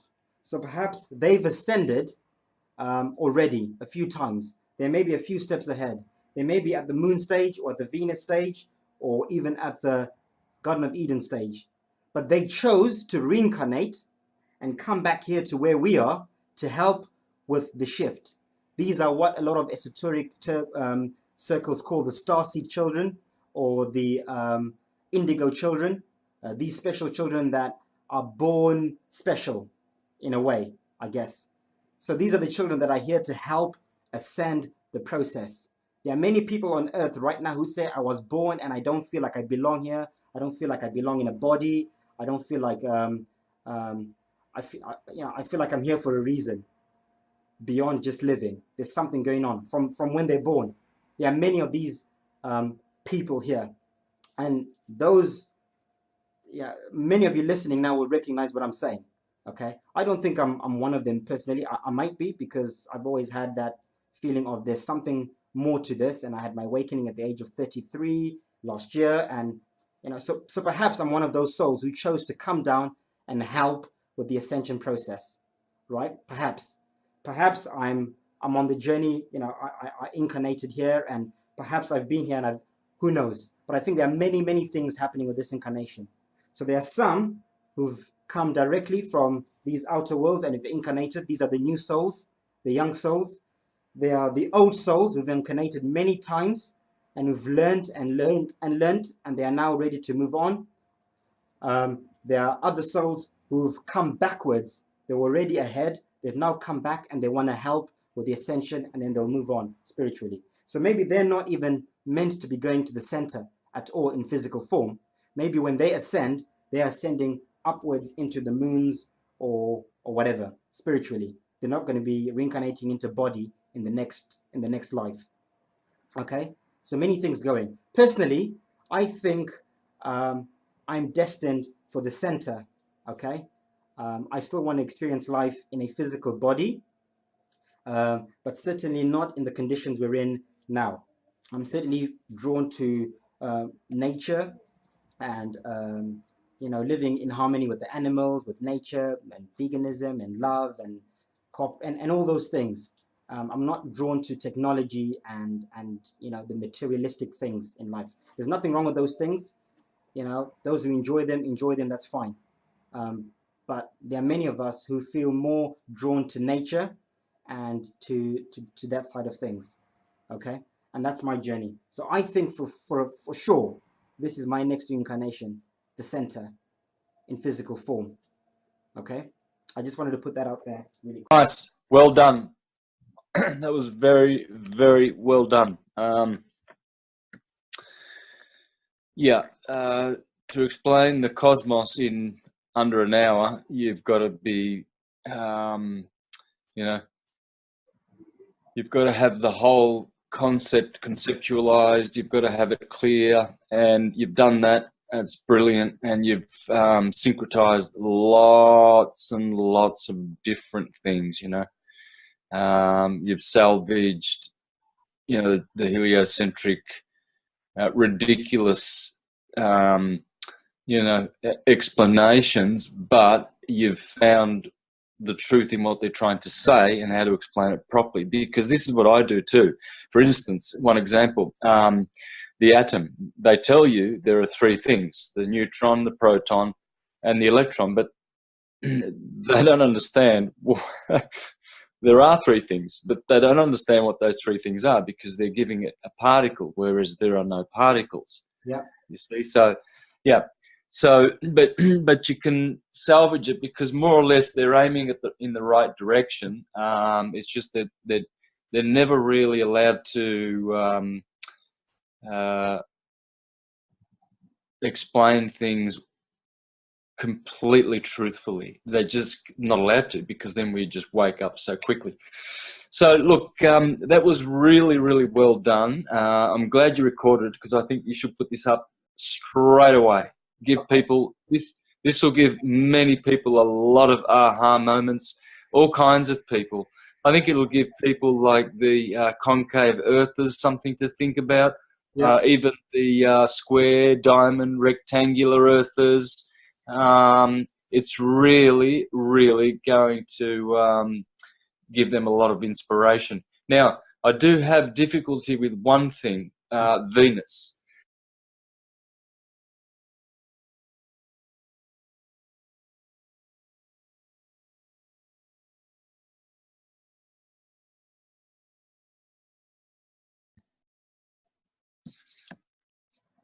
Hi guys, welcome back. Just want to kick off where we left off. I think Santos was about to explain a couple of points that he's picked up on that possibly need to be looked at on this cosmic egg model. But before I continue, I also just want to thank Santos, really. Everything I've presented over the last two presentations, most of the work is stuff that I've ripped off the research Santos has done. So I've hardly done any research. I've been watching a lot of your videos, Santos, and learning off you and learning off the syncretism, and then doing my own bit of research to add on to it. But I just want to give most of that credit to you, really, and say thank you. Yep, the floor's yours. Thanks, Martin. I really appreciate that. It's good to see that my hard work has gone to to this outcome. It's great to see the influence that it has. Well, what I was thinking of with your model was that Venus should go on the inside of the sun, or where Mercury is, I'm thinking, because they are considered to be personal planets in astrology. You got to take a lot of astrology into account. So I'm thinking astrologically here, and also the Ptolemaic model. Okay, so Ptolemy clearly says that there's 10 concentric spheres. Prima mobile is the first, then the crystalline sea, then the firmament, then time begins. Chronos, and then he has a sun. Space begins. Jupiter, Mr. Expansion. Then Mars, action. Then the sun, Venus, Mercury, and the moon is the last sphere. So Venus, Mercury, and Moon have always been considered to be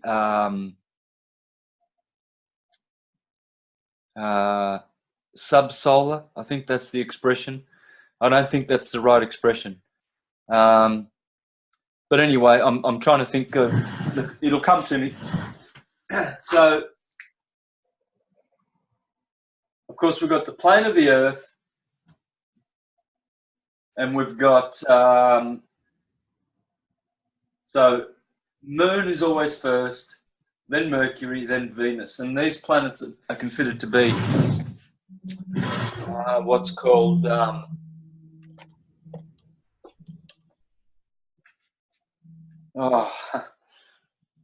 word just won't come. So we've got the sun here, then we've got Mars, Jupiter, then Saturn. Okay, so I can see what you're doing with the moon. It's in with the sun in the second sort of Taurus. You've got them nested. You've got like nested 4 or 5 nested Taurus fields. Okay, isn't that right? 4 or 5. Yep, that's right. Okay.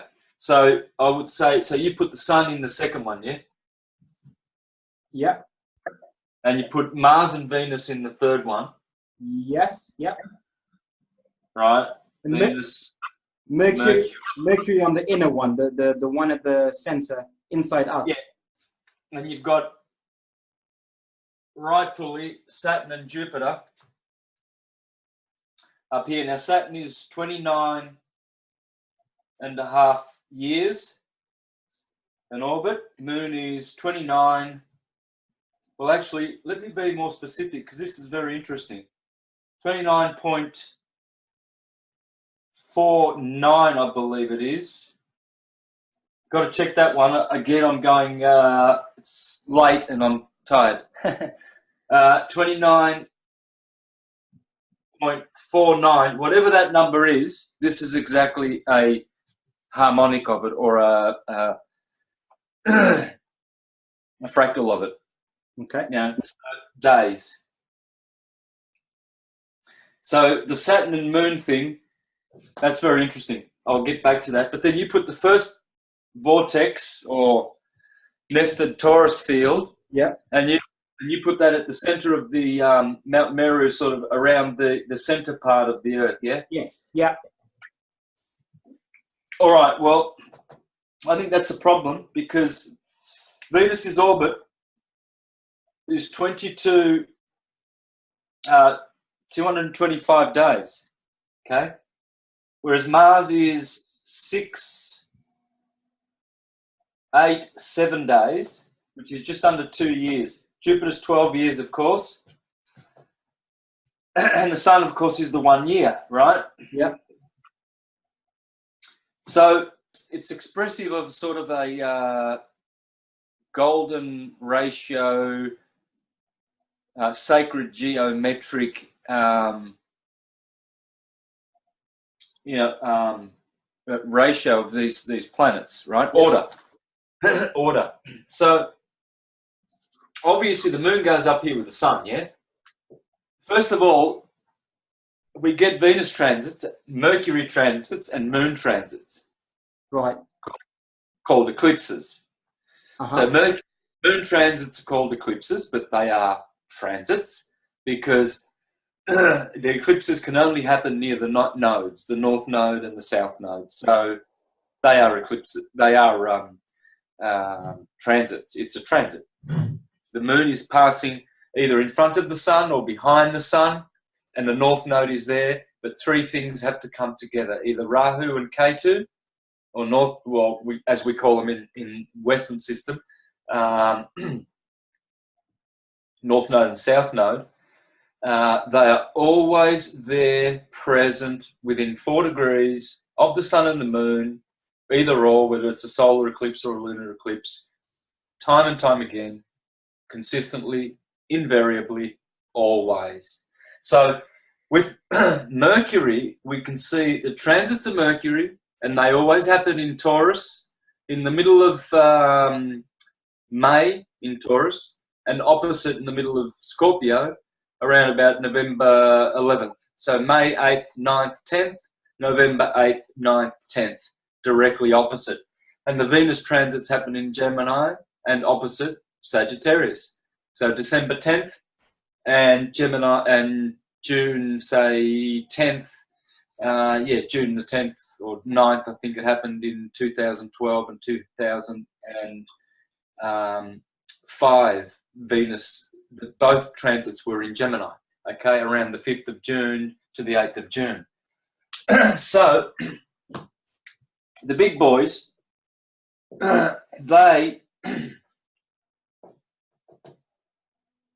don't see these transits. So you can see how these guys, definitely Mars belongs to that sphere and Jupiter and Saturn belong to this fourth nested vortex, or there could be just straight out 7 of them, and Well, this is why, Santos, I was saying on my mod, this is why I was saying that perhaps the suns, or what I call the suns, Saturn, Mars, Apollo, they follow, they run along the actual vortex, whereas the moons, they are in between. They're in an imaginary, on an imaginary path. They're not on the actual, what is it called? The actual vortex. They're in between. So if we were to conjunct them, right? I don't know if it's on me at the moment, the screen.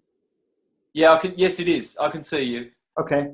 So if we were to conjunct all these planets with Polaris, like that, yeah, they would fold into each other, all the different planets.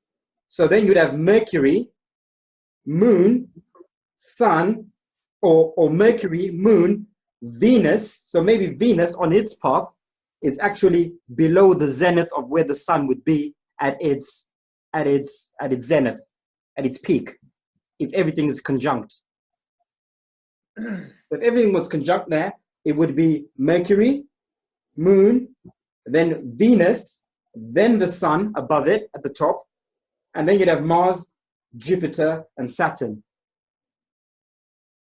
So these ones are following that line, whereas these ones are actually in between. They're not actually following the line. They're in between the line. They're on an imaginary eclipse. Imaginary, I said that the suns and the moons behave differently. The suns are following that actual ecliptic path on the torus fields, and the moons are in the imaginary one. So there's another toroidal field that is maybe not as physical. It's more, it's transparent that they follow. So if they're all conjunct along the axis and the sun is at its zenith, then and if you pull the moon in to where the axis is, the moon would fall slightly underneath the sun. I don't know if that makes sense. Yep, I get you. Yeah, what is the reasoning for having Venus outside of the sun? How do you... Only because I'm trying to understand if Venus was within our toroidal field, surely we should be able to see her more clearly as we see our sun and moon. The reason why we see our sun and moon so clearly is because they're within our toroidal field. So I would imagine that anything outside is why we see them as shimmering luminaries, because we're seeing them beyond our torus field. It's being obstructed by the toroidal field. That's why they look like they're shimmering in water, those suns and moons. It's because of that. So I'm trying to understand if Venus was within our toroidal field, surely we should see her a lot clearly, the same as we see our sun and moon. And if she is, and we don't, then why don't we? If she's within our toroidal field, if she's within our atmospheres, the thermosphere or mesosphere or wherever, surely we should be able to see her a bit more clearly, more often. Yep, I hear that. I'm just, being an astrologer, I see Venus and Mercury are always near the sun. Okay, so I'll give you an example. Okay. All right, these are some famous people I've got here. Let me see if I remember who. Oh yeah, I know who this one is. Marlon Brando. Okay, Arian. I'm not going to do his I'm just, I will one day. That's why I got these made. But you see Venus and Mercury. Yep. And there's the sun. They're always near the sun. Okay. Okay. So Mercury can never be more than 28 degrees away from the sun. So he's always, it can only be in the sign of the sun, which in this case he's not, is in the 28th degree of Pisces, and the sun is in the 12th degree of Aries. So they're still only 14 degrees apart from each other. That Mercury can only be another 14 degrees further away from the sun. Venus, 48, okay? So let's have a look at another chart. Who we got here? Elvis Presley. There's his sun, there's Mercury, there's Venus. Again, they're always near. And look, and all the other planets, Mars is way over here, Jupiter. All right, so let's have a look at another one. Who is it? Oh, yeah, this one is.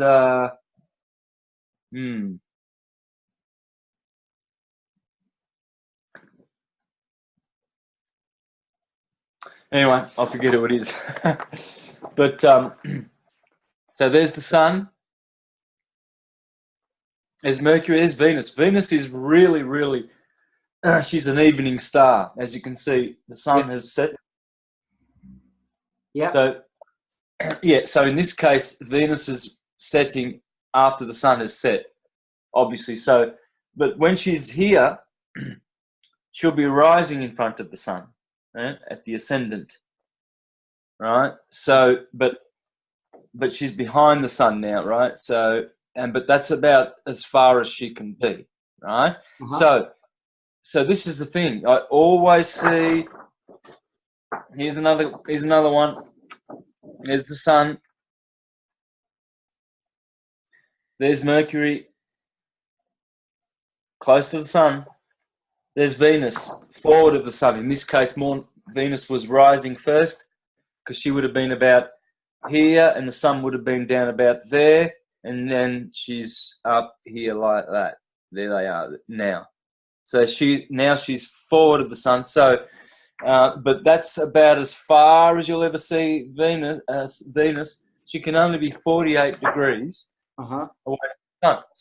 So seeing this, what you're seeing is as the sun just keeps going like this. Yeah. On the ecliptic, right ascending. Yeah. On its azimuth. Yeah. You see, what's happened is you've got Mercury will come along like this. Well, I'll have to go slower. Sorry. So you've got Sun going, and then Mercury will be doing this.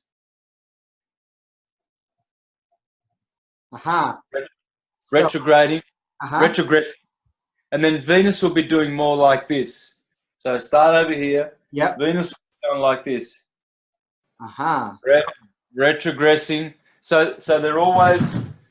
So you've got Sun and Mercury will always be there, 28 degrees. Venus will always be 48. Now, that's why you've got the transits. See, so this is why Venus really has to be this side of the sun, inside the sun from our perspective. So is it possible that maybe Venus and the sun are both orbiting along our Taurus field, in our Taurus field? Because it still doesn't explain why we don't see Venus as clearly as we should. Because now what I'm seeing by what you've just said, you've just clarified something for me there. No, we'll see. I don't. When you show that movement of Mercury that Mercury makes, that's because Mercury at the center, obviously, has got a shorter circuit to make. Okay, so Mercury's circuit is much shorter. Hence, you'd see that movement that you're talking about, that retrograde movement, because, you know, Mercury's circuit is so much shorter than any of the other rings because it's the smallest toroidal field. Okay, it's the smallest circuit. And the moon, if the moon is just here in between, so let's say the sun is here on this toroidal field, right? I'm putting the moon literally just after the sun. I mean, Venus just after the sun, literally just behind. And maybe she's moving at a similar speed to the sun, or, you know, picking up and dropping off with the sun. So maybe Venus, she follows the sun quite closely as she orbits around her imaginary orbit, just after our toroidal field. Not as far as Mars, who's actually on the chariot of the toroidal field on the outside. So Mars is further, whereas Venus is closer to our toroidal field than the outer toroidal field.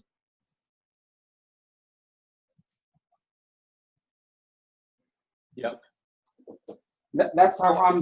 So when you were showing those movements, I saw that straight away, and that was an aha moment for me, because if you look at it from this perspective, right, you've got Mars, who's pretty much running along this toroidal field, the outer one, okay? We've got the sun on our toroidal field, and Venus would be close to the sun. If the sun is here, Venus is just behind the sun, closer to our Van Allen belt than the outer one. And then you've got Mercury at the center, obviously because she's at the center and his orbit is much smaller. Naturally, she would look like she's following the sun more because there's less of a gradient for them to make up. Because it's a smaller toroidal field. Yeah. Yeah. I'm not sure. I'd have to sort of draw it all out and think about it and ponder it. But it's possible. I mean, no one has ever been able to nut out the heavens perfectly. Yep. Otherwise, you're talking about it, So, but you have to thrash it out. Yeah. And put it on the drawing board properly. See, if the sun is doing daily circles, then that year is not actually one loop. It's 365 loops. Yeah. How it would work.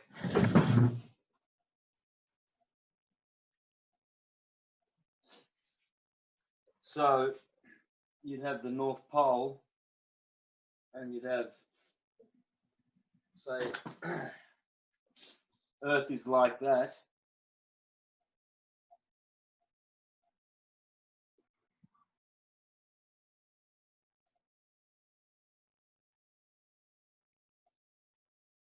All right, so there's a North Pole.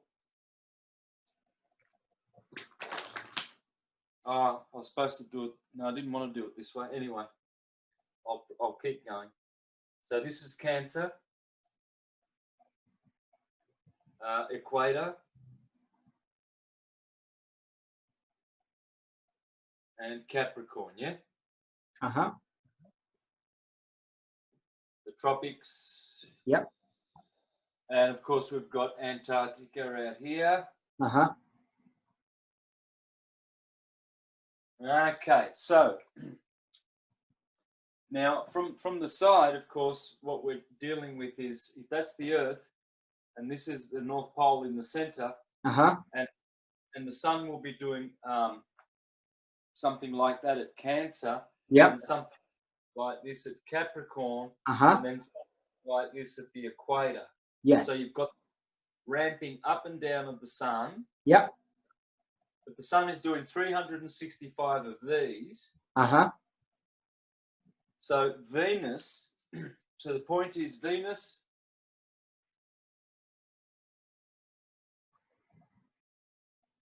okay. So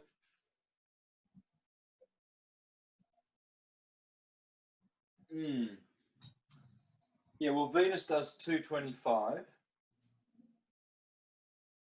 So what you've got then is you've got, say, on December 21st, the Sun hits the Tropic of Cancer, Capricorn, and Australia will be down here, say, like that.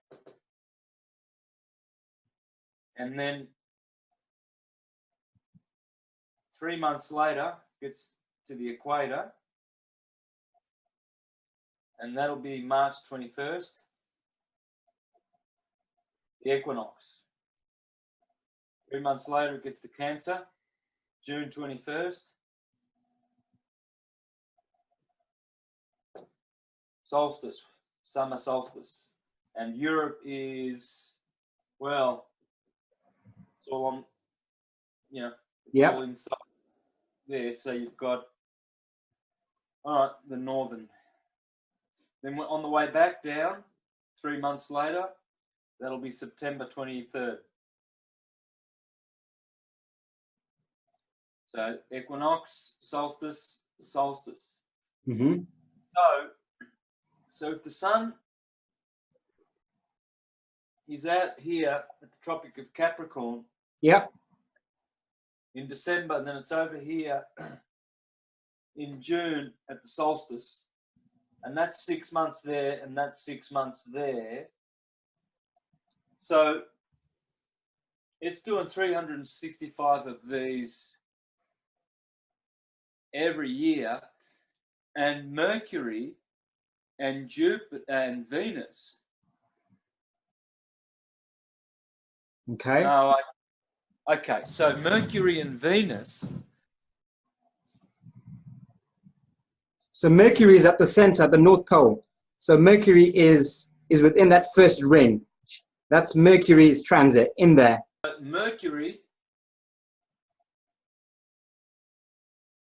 is here. Sun is out here. Moon is also here too, yeah? The limit of the sun, yeah? The limit of the sun does not go out here. So if that's the Tropic of Capricorn and you're over here in Melbourne, and they say that the sun is rising south of east, right?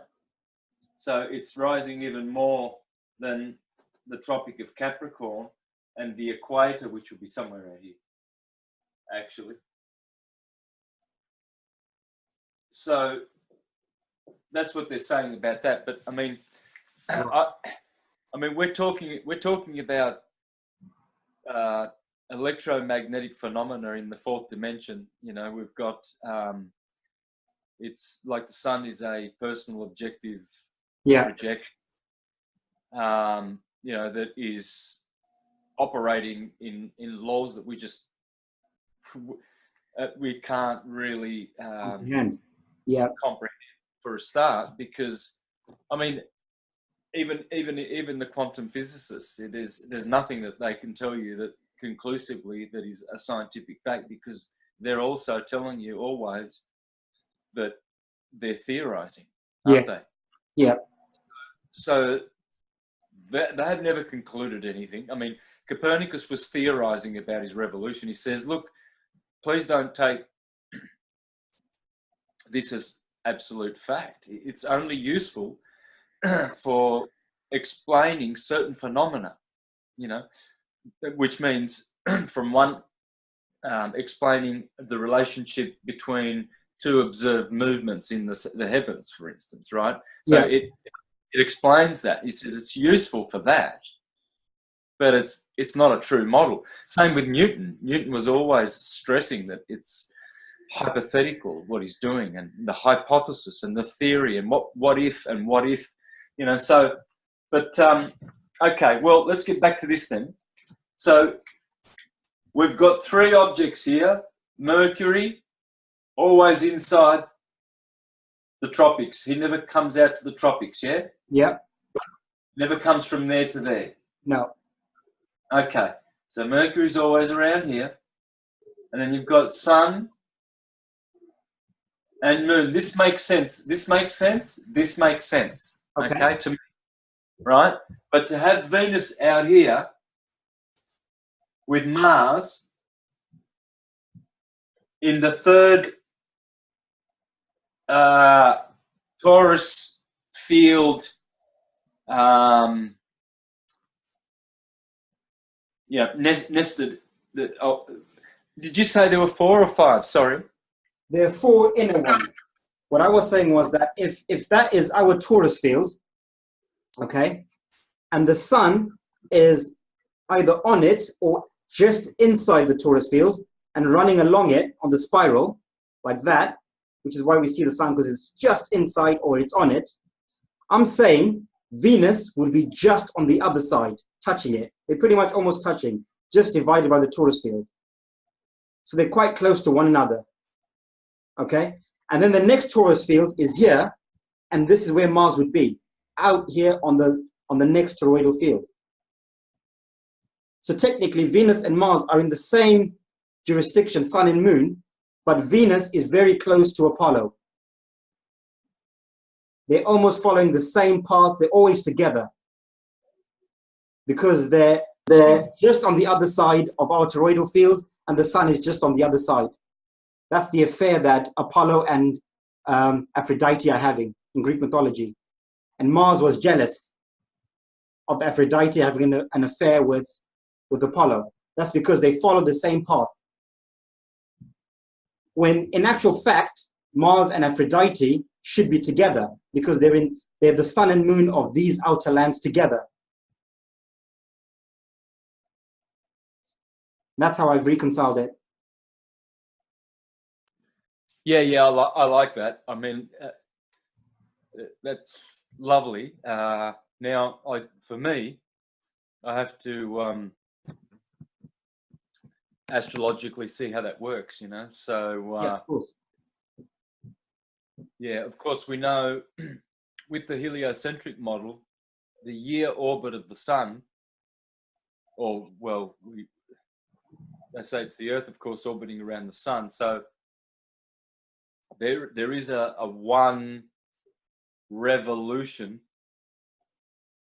even though they say the Earth is rotating 24 hours, so 365 rotations around the Earth goes orbiting around the sun. So there is a one, you know, Yeah. one revolution there. Whereas we're dealing with, so June, Yep.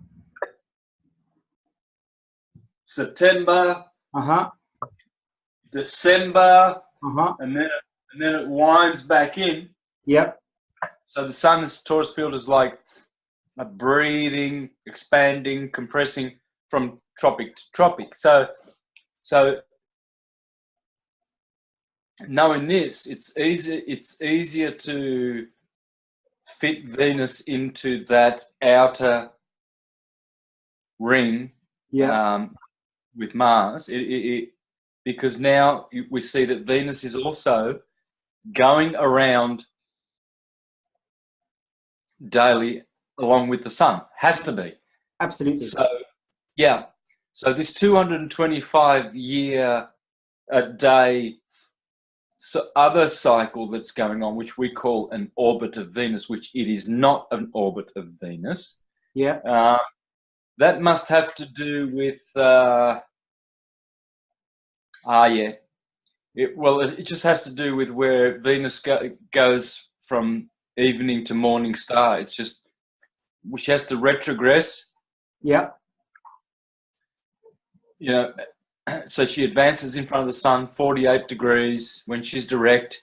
Then she retrogresses and she's behind the sun 48 degrees. Then she's going direct again. And then she'll be advancing in front of the sun 48 degrees. Then she'll go stationary. Then she has to retrogress. So she's doing this in a pattern with the sun. It's like a... almost like a pendulum. Well, yeah, or like an epicycle, yeah. I was going to say. That's it. Like an epicycle. Yeah. So she's also doing the same thing as the sun every day, but it's variable speed that she's just doing that. So as the sun's cruising along this way. Yeah. And as you said, this is 1,000 miles an hour. Yeah. Give or take. Yeah. So Venus is outside here, not in this part of the vortex. She's in a second nested torus field. And so what she'll be doing is she'll be advancing like this. She's going faster than the sun, then she'll go stationary. The sun's always going the same pace. Yes.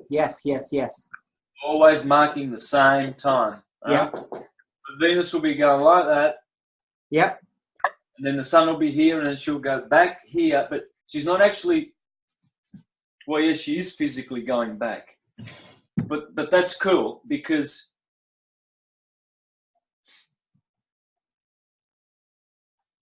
wherever the sun is, she will always be around the same area, you know. She'll be doing this, yeah, following following the sun, more or less, you know. Yeah. Yeah. So yeah. Well, the other thing is, That's beautiful, Santos. That's beautiful. Yeah. well, yeah. The other thing is, you say that if Venus were in our vortex, then we should see her as brilliant as the sun. I don't know about that, because look at the moon. The moon's the same size as the sun, yes. I think originally, yes, they. Originally, at their I guess at the focal point where they project onto. Yeah. I think they're more or less all the same planets size, because remember the pictures of the 21st of August eclipse? Yeah. And whatever it was that passed in front of the sun, well, actually, no, the one that was the year before, the March 20 on the equinox of 2015, that eclipse happened in conjunction with Ketu, the south node. Right. And you saw like these little beads of condensed water in the sky, you know, like drops of water passing in front of the sun, causing the eclipse. Yeah. Yeah. I remember that. Yeah, and we saw the same thing with the August 21st eclipse. Yeah. You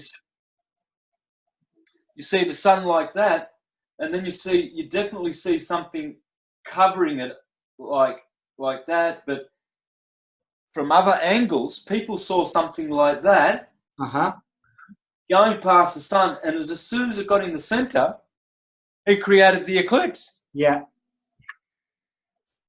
So the sun is a source projection, a source objective projection, right? So the center of the sun is probably just like a really, well, it'd have to be much smaller than the body that we see, we call. Yeah. Huh? Yeah. Yeah. Yeah. So I think they're all about that size, right? And then this expanded disk that we see glowing and that has its limit. See, like the sun for me is like a condensed rainbow, right? The sun causes the rainbow. The sun is made up of white light, which is incoherent white light, and the 7 refracted colors of the white light of the sun, which are the electromagnetic spectrum, Snow White, and the 7 dwarfs. So that's just like a coiled. Well, they say it's a serpent. Yeah, it's Quetzalcoatl, the rainbow serpent, according to the Aboriginals. Well, that's the rainbow, isn't it? But it's condensed. Yeah. So this, what we see here is the sun. That's an electrical effect. Yeah, it has to be. Absolutely. You're putting the moon in the same as the same thing as well, like a projection, as you were saying. The moon pretty much has that same reputation as well. So you're not actually, what you're seeing is not actually what is actually there. Yeah. Exactly. And it's the same with the moon, because the moon is the same diameter or circumference as the sun. So possibly Venus, if we saw her in the same context as we see the sun, it would probably appear like this as well. So you're saying, obviously, the reason why those planets are like stars, wandering stars, is because they all belong to the other 3 concentric nested torus fields that make up this big Anu, which is actually what the word is. Anu. That's what one of the words for the torus field, the original. So, and of course, this has got Uranus. Yeah. Of course, yes. Ha. All right. Yep. And Uranus is the firmament. We know that. Yep. Uranus had a son, and his name was Kronos. Yes. Kronos castrated his father Uranus. Uh-huh. Right. Well, Kronos is That's it. temp. Yep. Yep. So let's just call him what he is. Time. Uh-huh. Right. And then time beget some children that he swallowed. Uh-huh. That's what time does. Time begets children, and then they die, and you get swallowed up Yeah. back out of the time matrix again.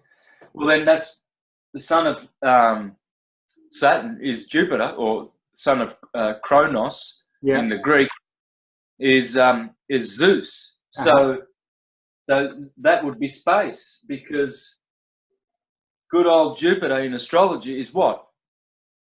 Expansion, expansiveness. Uh-huh. So you got time.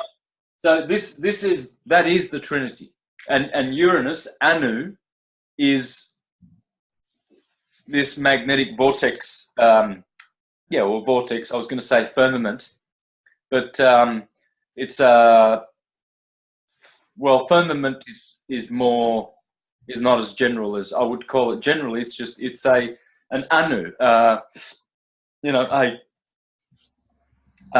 multi-dimensional Uh-huh. electromagnetic torus body. Why I say multi-dimensional is because, well, there you've just described 4 dimensions, haven't you? Yeah. Each torus is a dimension. Yeah. So you'd be suggesting that Venus and Mars in that 3rd torus field, Yeah. that'd be they are in another dimension. In fact, they are. Yeah. That's what Ptolemy says, that these they are spiritual bodies and entirely luminous and conscious beings. So, yeah. Wow. Well, something that I've been trying to figure out is, where does Rhea come into this? Who's Rhea in Greek mythology? What would that be? Well, Rhea is the wife of Kronos, yeah? Uh-huh. Uh-huh. And the mother of Zeus, Jupiter Zeus, Yes. which is Jesus, exactly. That's who it is. And you can know this because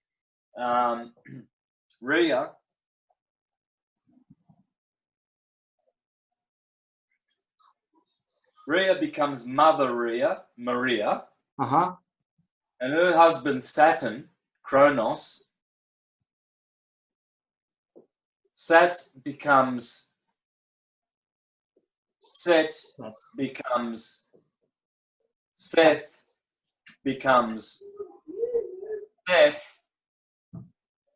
father Seth, and mother Rhea. So Saturn and Rhea beget a son, Jesus. And so it's the same story. Jesus, Joseph, and Mary. And again, Kronos was the the foster father, wasn't he, of Zeus, because he didn't bring him up. Yes. It's the same story. So Santos, so would Rhea be the name that would Rhea be the name of the 4th toroidal field? Well, would that be the name of? Look at the name, brother. Look at the name. Rhea is area. Ah, right. She's also great. Yeah. She's also our mother who art great, who is great in heaven. She's also the bread, the cereals. Whoops. Rhea, bread, because time and space, Saturn and area, tempo and area. Yeah. See, Jupiter fills the same. Jupiter fills the same boots as Rhea because Yep. Jupiter is expansion. Yeah. It always works like that because what happens now is this is grandpa, this is daddy, and this is the son, and now Zeus, Jupiter, Jesus becomes, the god of gods and the savior of men in Christianity, but in Greek he's the god of gods, right? Well, because he defeats time. He castrated his daddy because this guy castrated his daddy, right? So how does Jupiter do that? Well, he thwarts that power out of. He was the one that thwarted being swallowed by Kronos. That is amazing, Santos, because when I was doing the whole solar ascension thing on my model, I put Saturn as the portal in for souls. When souls are descending into the cycle of life, the first place you come into is Saturn, like we're saying, Father Time. That's when time starts. And I said on this side, feminine energies, these are the portals out. So souls ascending upwards, they go through the moon, then through Venus, then through Jupiter. Jupiter is the last one in the fourth dimension before you enter the heavens. So defeating time. Jupiter, you're defeating time. You're now leaving time. And that's where that mythology comes in. When you get into Saturn, you're now in time. You're coming into time. When you're leaving Jupiter and ascending upwards, you're now defeating time. You're back into timeless form. Yeah, well, Wow. Jupiter, yeah, it's Peter and Paul. You rob Peter to pay Paul. Yeah. Paul is Saturn, Yeah. and Peter, Jupiter. You must understand this. There's this motif of Peter and Paul, and Mary, Peter, Paul, and Mary. But the Peter and Paul is Jupiter and Saturn because of this trinity. Okay, Yeah. this is the beginning of everything, the origin of all things. The heavens. Uranus means heaven. Yep. Okay. Yeah, this is our spiritual daddy, and then time is born of Uranus. And so time castrates no time, essentially, or the forever now. So time is now wanting to have 3 tenses instead of 1 tense. All right, so that's the principle of time. And then because time swallows everything up, in order for things to exist without being swallowed up the instant they are born, you need the principle of Jupiter. So Jupiter is a principle. It's a universal principle. Okay. Just as Saturn is. It's the principle of spaciousness, volume. And that's why he's associated with Vulcan. Volcanoes produce volume because they are magnetic. Magnetism is totally responsible for what we call space, volume. So Jupiter is Vulcan, volume, and he is space, as so is Rhea. You have to look at the roots of the words, and you've got to know the archetypes. It's always these two twins or trinities. It's always tightly connected to a trinity or a duality, twins. Okay? So, so one is a malefic, Saturn, greater malefic, because time, we have to defeat time, man. We've got to go into the eternal forever now rather than being lost in the past and anxious about the future. Yeah. And never settled in the now. Why don't we just eliminate all that regret of the past, anxiety for the future, and discombobulation of not knowing who we are, why we are, where we are, ever in the now. We can get rid of all of that by reabsorbing these principles of time and space, because see this, all of this is frequency. Yeah, frequency is time. It's all vibration. Yeah. Yep. And frequency. So you've got a sine wave, and so here you've got space, wave amplitude, and here you've got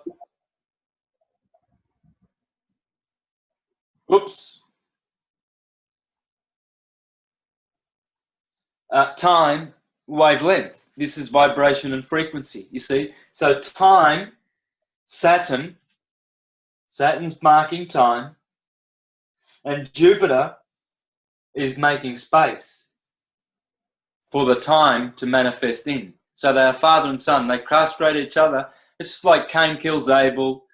Isaac tries to kill Esau. They're not killing each other literally, Yeah. because it's not. It's talking about this. One brother has to kill the other brother. You know, positive must kill negative, otherwise it can't go back to be positive again. And they're changing natures, flipping over. Radharani and Krishna, you know, Mary and Jesus, and it's all basically just the yin and the yang. And you've got source light and force light. And so I forget the point I was making, but anyway, I think I finished what I wanted to say. So that principle, that is the principle. So having Saturn and Jupiter on the outside ring makes a lot of sense, because Saturn is the beginning of all things. All things begin in Saturn. But then they say all things begin in Jupiter, because Jupiter is air. Well, air is hot and moist. Yeah. And hot and moist are the two benefic humors of Jupiter. So, whereas Saturn is cold and dry, so time, it's cold and dry, man. There's no doubt about it, isn't it? Yeah. Space is hot and moist. Yeah. And those are the humors of Saturn, the greater malefic. Whatever is dry and cold cannot grow. Plants can't grow in the dryness if they're dry, nor if they are cold. They need Jupiter, which is the two good humors, which are heat and moisture, right? So, and that you see how heat creates expansion, whereas coldness contracts. So is that also reminiscent of the toroidal fields breathing in and out, creating the ages? So when the torus fields are outwards, that is the expansion, is it, as you're saying? And then when they come back in, and we're in the dark age of consciousness, this is when Saturn is ruling cold and dry time. Yeah, So during the golden ages, Jupiter is king. Jupiter is the one ruling the energy. And during the darker ages of consciousness, when all the toroidal fields have closed everything in, this is when Saturn is ruling. Yeah. Saturn is the contracting in breath. Yeah. And Jupiter is the expanding out breath. And the Taurus field is always doing this. Hence, you have the tides of the ocean. You have the earth heaving and then resting and heaving. The earth is always. I learnt this when I was selling a house, new home salesman. I did that for 4 years. And you had to go out and do testing the ground, the soil, the quality of the soil. Was it A soil? Was it B? And all different grades of soil to build on. So to build a new, how much to put in the foundations. Yeah. And but I learnt about this heaving. You see, certain soils heave a lot in the summer and in the summer. Yeah. Sorry, in the winter with all the moisture. And then in the summer they withdraw, and so the house can get cracked. It can crack with certain kind of soils. So this is the breath. Everything is breathing, you see. And Saturn is the principle of everything coming back to oneness and contracting. Hence, Saturn is strict, stern, disciplined, has boundaries, clear boundaries. Right, whereas Jupiter is expansive, loose, and the opposite. So it's always Peter and Paul. So right now, as we speak, as we say, we're on the upward cycle of consciousness. Jupiter is on her way to taking over from Saturn, basically. Yep. That's a good way to put it, right? Well,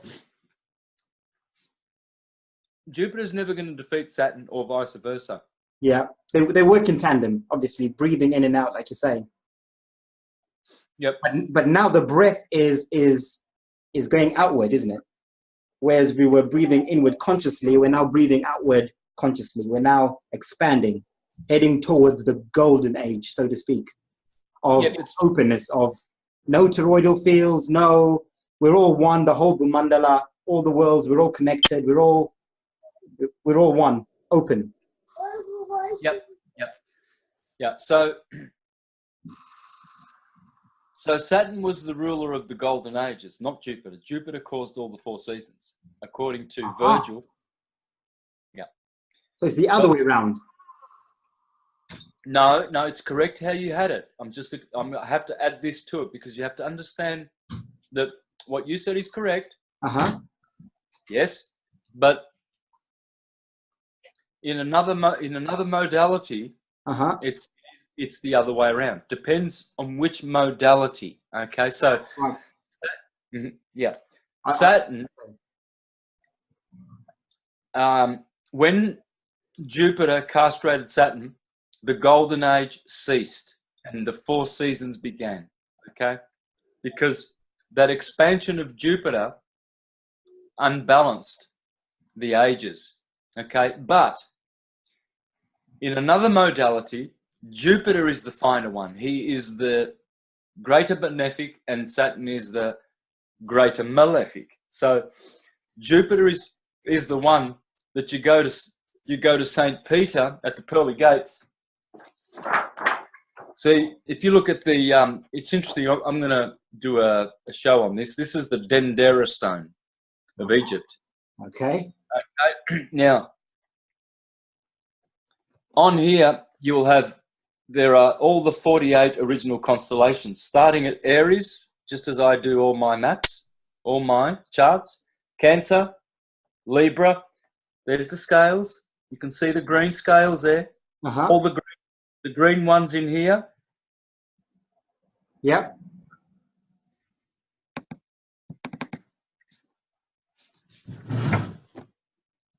Okay, all these green ones. So there's Libra, right there where I have my Libra always. Virgo, Scorpio, Sagittarius, Capricorn, Aquarius, Pisces, Aries. Now, they've got all of these deacons, 36 deacons. So I'm going to do a presentation on this showing that this was around for thousands and thousands of years, and all these signs are exactly the same as the modern ones today. No difference at all.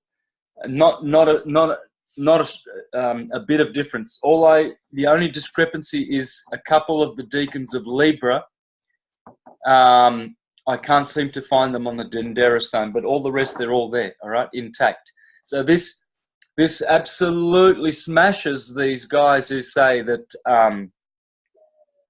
the Greeks added Libra 2,000 years ago. Well, this is more than 5,000 years old, and there's Libra, you know, and certain deacons and certain things were added. Well, this is the oldest, and it's the same. It's exactly the same as the Ptolemy system. Ptolemy actually gives us a list of the 48 constellations, the 36 extra zodiacal deacons, and the 12 zodiacal. Now, I forget why I pulled this out. I was going to say something. Can you bring me back to the subject? Why did I come to this? Saturn and Jupiter, we were explaining the ages. We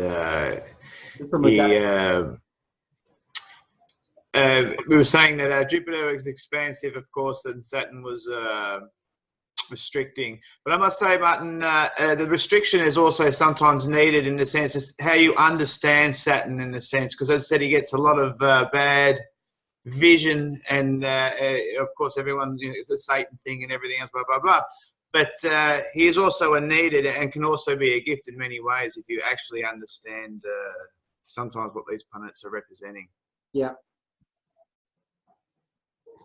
And that's that trinity there that Santos was pointing out, just the Jupiter and the Saturn, the two planets together. Man, that's like the mother lode of all astrotheology. That those two together, they really do sing in so many areas. When you understand that, Uranus, Saturn, Jupiter. Now I remember why I pulled this out. At the bottom here, at the Tropic of Cancer, Saturn rules in winter. He rules Capricorn and Aquarius.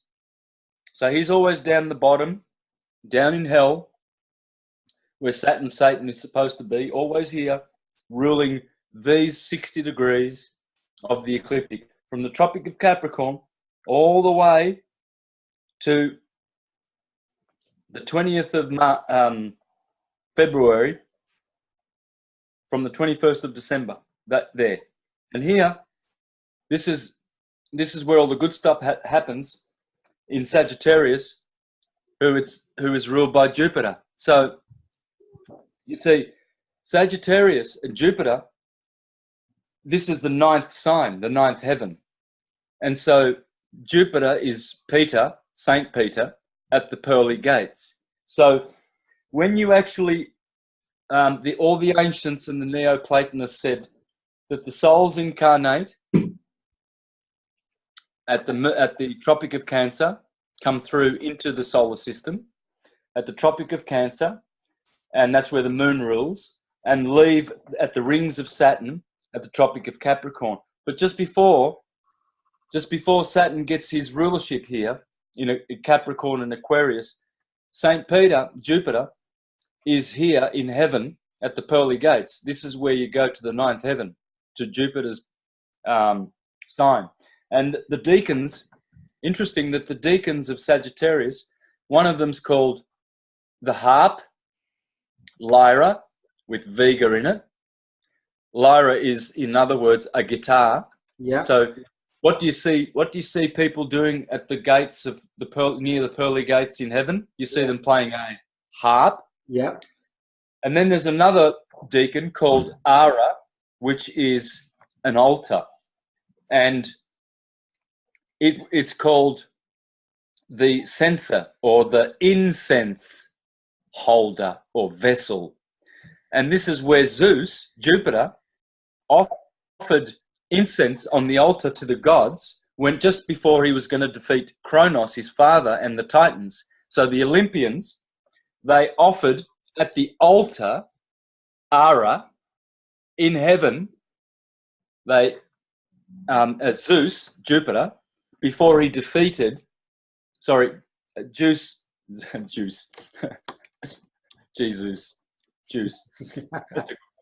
I like that, juice. You worship a juice, you're Jesus. So you see, here we have all the themes. Sagittarius, this is also in astrotheology. Sagittarius is the Garden of Gethsemane and the Mount of Olives, because Sagittarius rules the back of your head here, where you have two olives. And this is the Mount of Olives because it's high up in your body, you see. So and Draco is the third deacon of Sagittarius, and Draco is the dragon or the devil. And what does Jesus encounter in the Garden of Gethsemane on the Mount of Olives? The devil. Devil, yeah. You see, so all of these deacons and the whole story of Sagittarius and the rulership of Jupiter, just before the sun hits the Tropic of Capricorn, where Saturn begins on the 21st of December, just before that is where all the heavenly action occurs. And that's what the ancients say, that through the arrow of the Sagittarian, you send your wishes and you send your hopes, and you are saved by that deliverer. He is the delivering sign. It's called the delivering sign. So when you get to know all this, I've got so much information that I'm going to take out of this, showing that what they're describing here is the 48 constellations. They are the 48 organs in your body. Okay, Aries is the cerebrum, right? Wow. Leo is the heart. So they're describing, explaining, and modeling field mechanics. It's Taurus field energy. They're describing it. They're modeling how it works, and they're telling you where all the positions of the 36 deacons are indicating what archetypal archetypal energies are found as the vortex does its cycles, and so in every wave and in every field, when energy is traveling through the field, it does this. This is what the Egyptians are telling us here. They didn't make the ecliptic and the constellations, and they didn't design any of this. This is how things work. This is like a blueprint of things that how energy actually works. This is the Original quantum mechanics. Yeah. Yeah, it's the only way to model, because what you're doing, see, with your model, you've got 4 nested torus fields. Well, have a look at an atom. Don't they have different rows of electrons? You've got the first one, the shell. Yeah. How many shells do they have? 10? Or they have about 4 shells, yeah? Yeah. Yeah. So you see, they tell you that an atom, right? Let's say carbon. It's just about to cut off. We're running out of time. About 30 seconds. Oh, yeah, okay. Might have to reloop. It's up to you. Do we need to keep going? No, can we schedule another time? Because I've got to work in 15 minutes. Yes.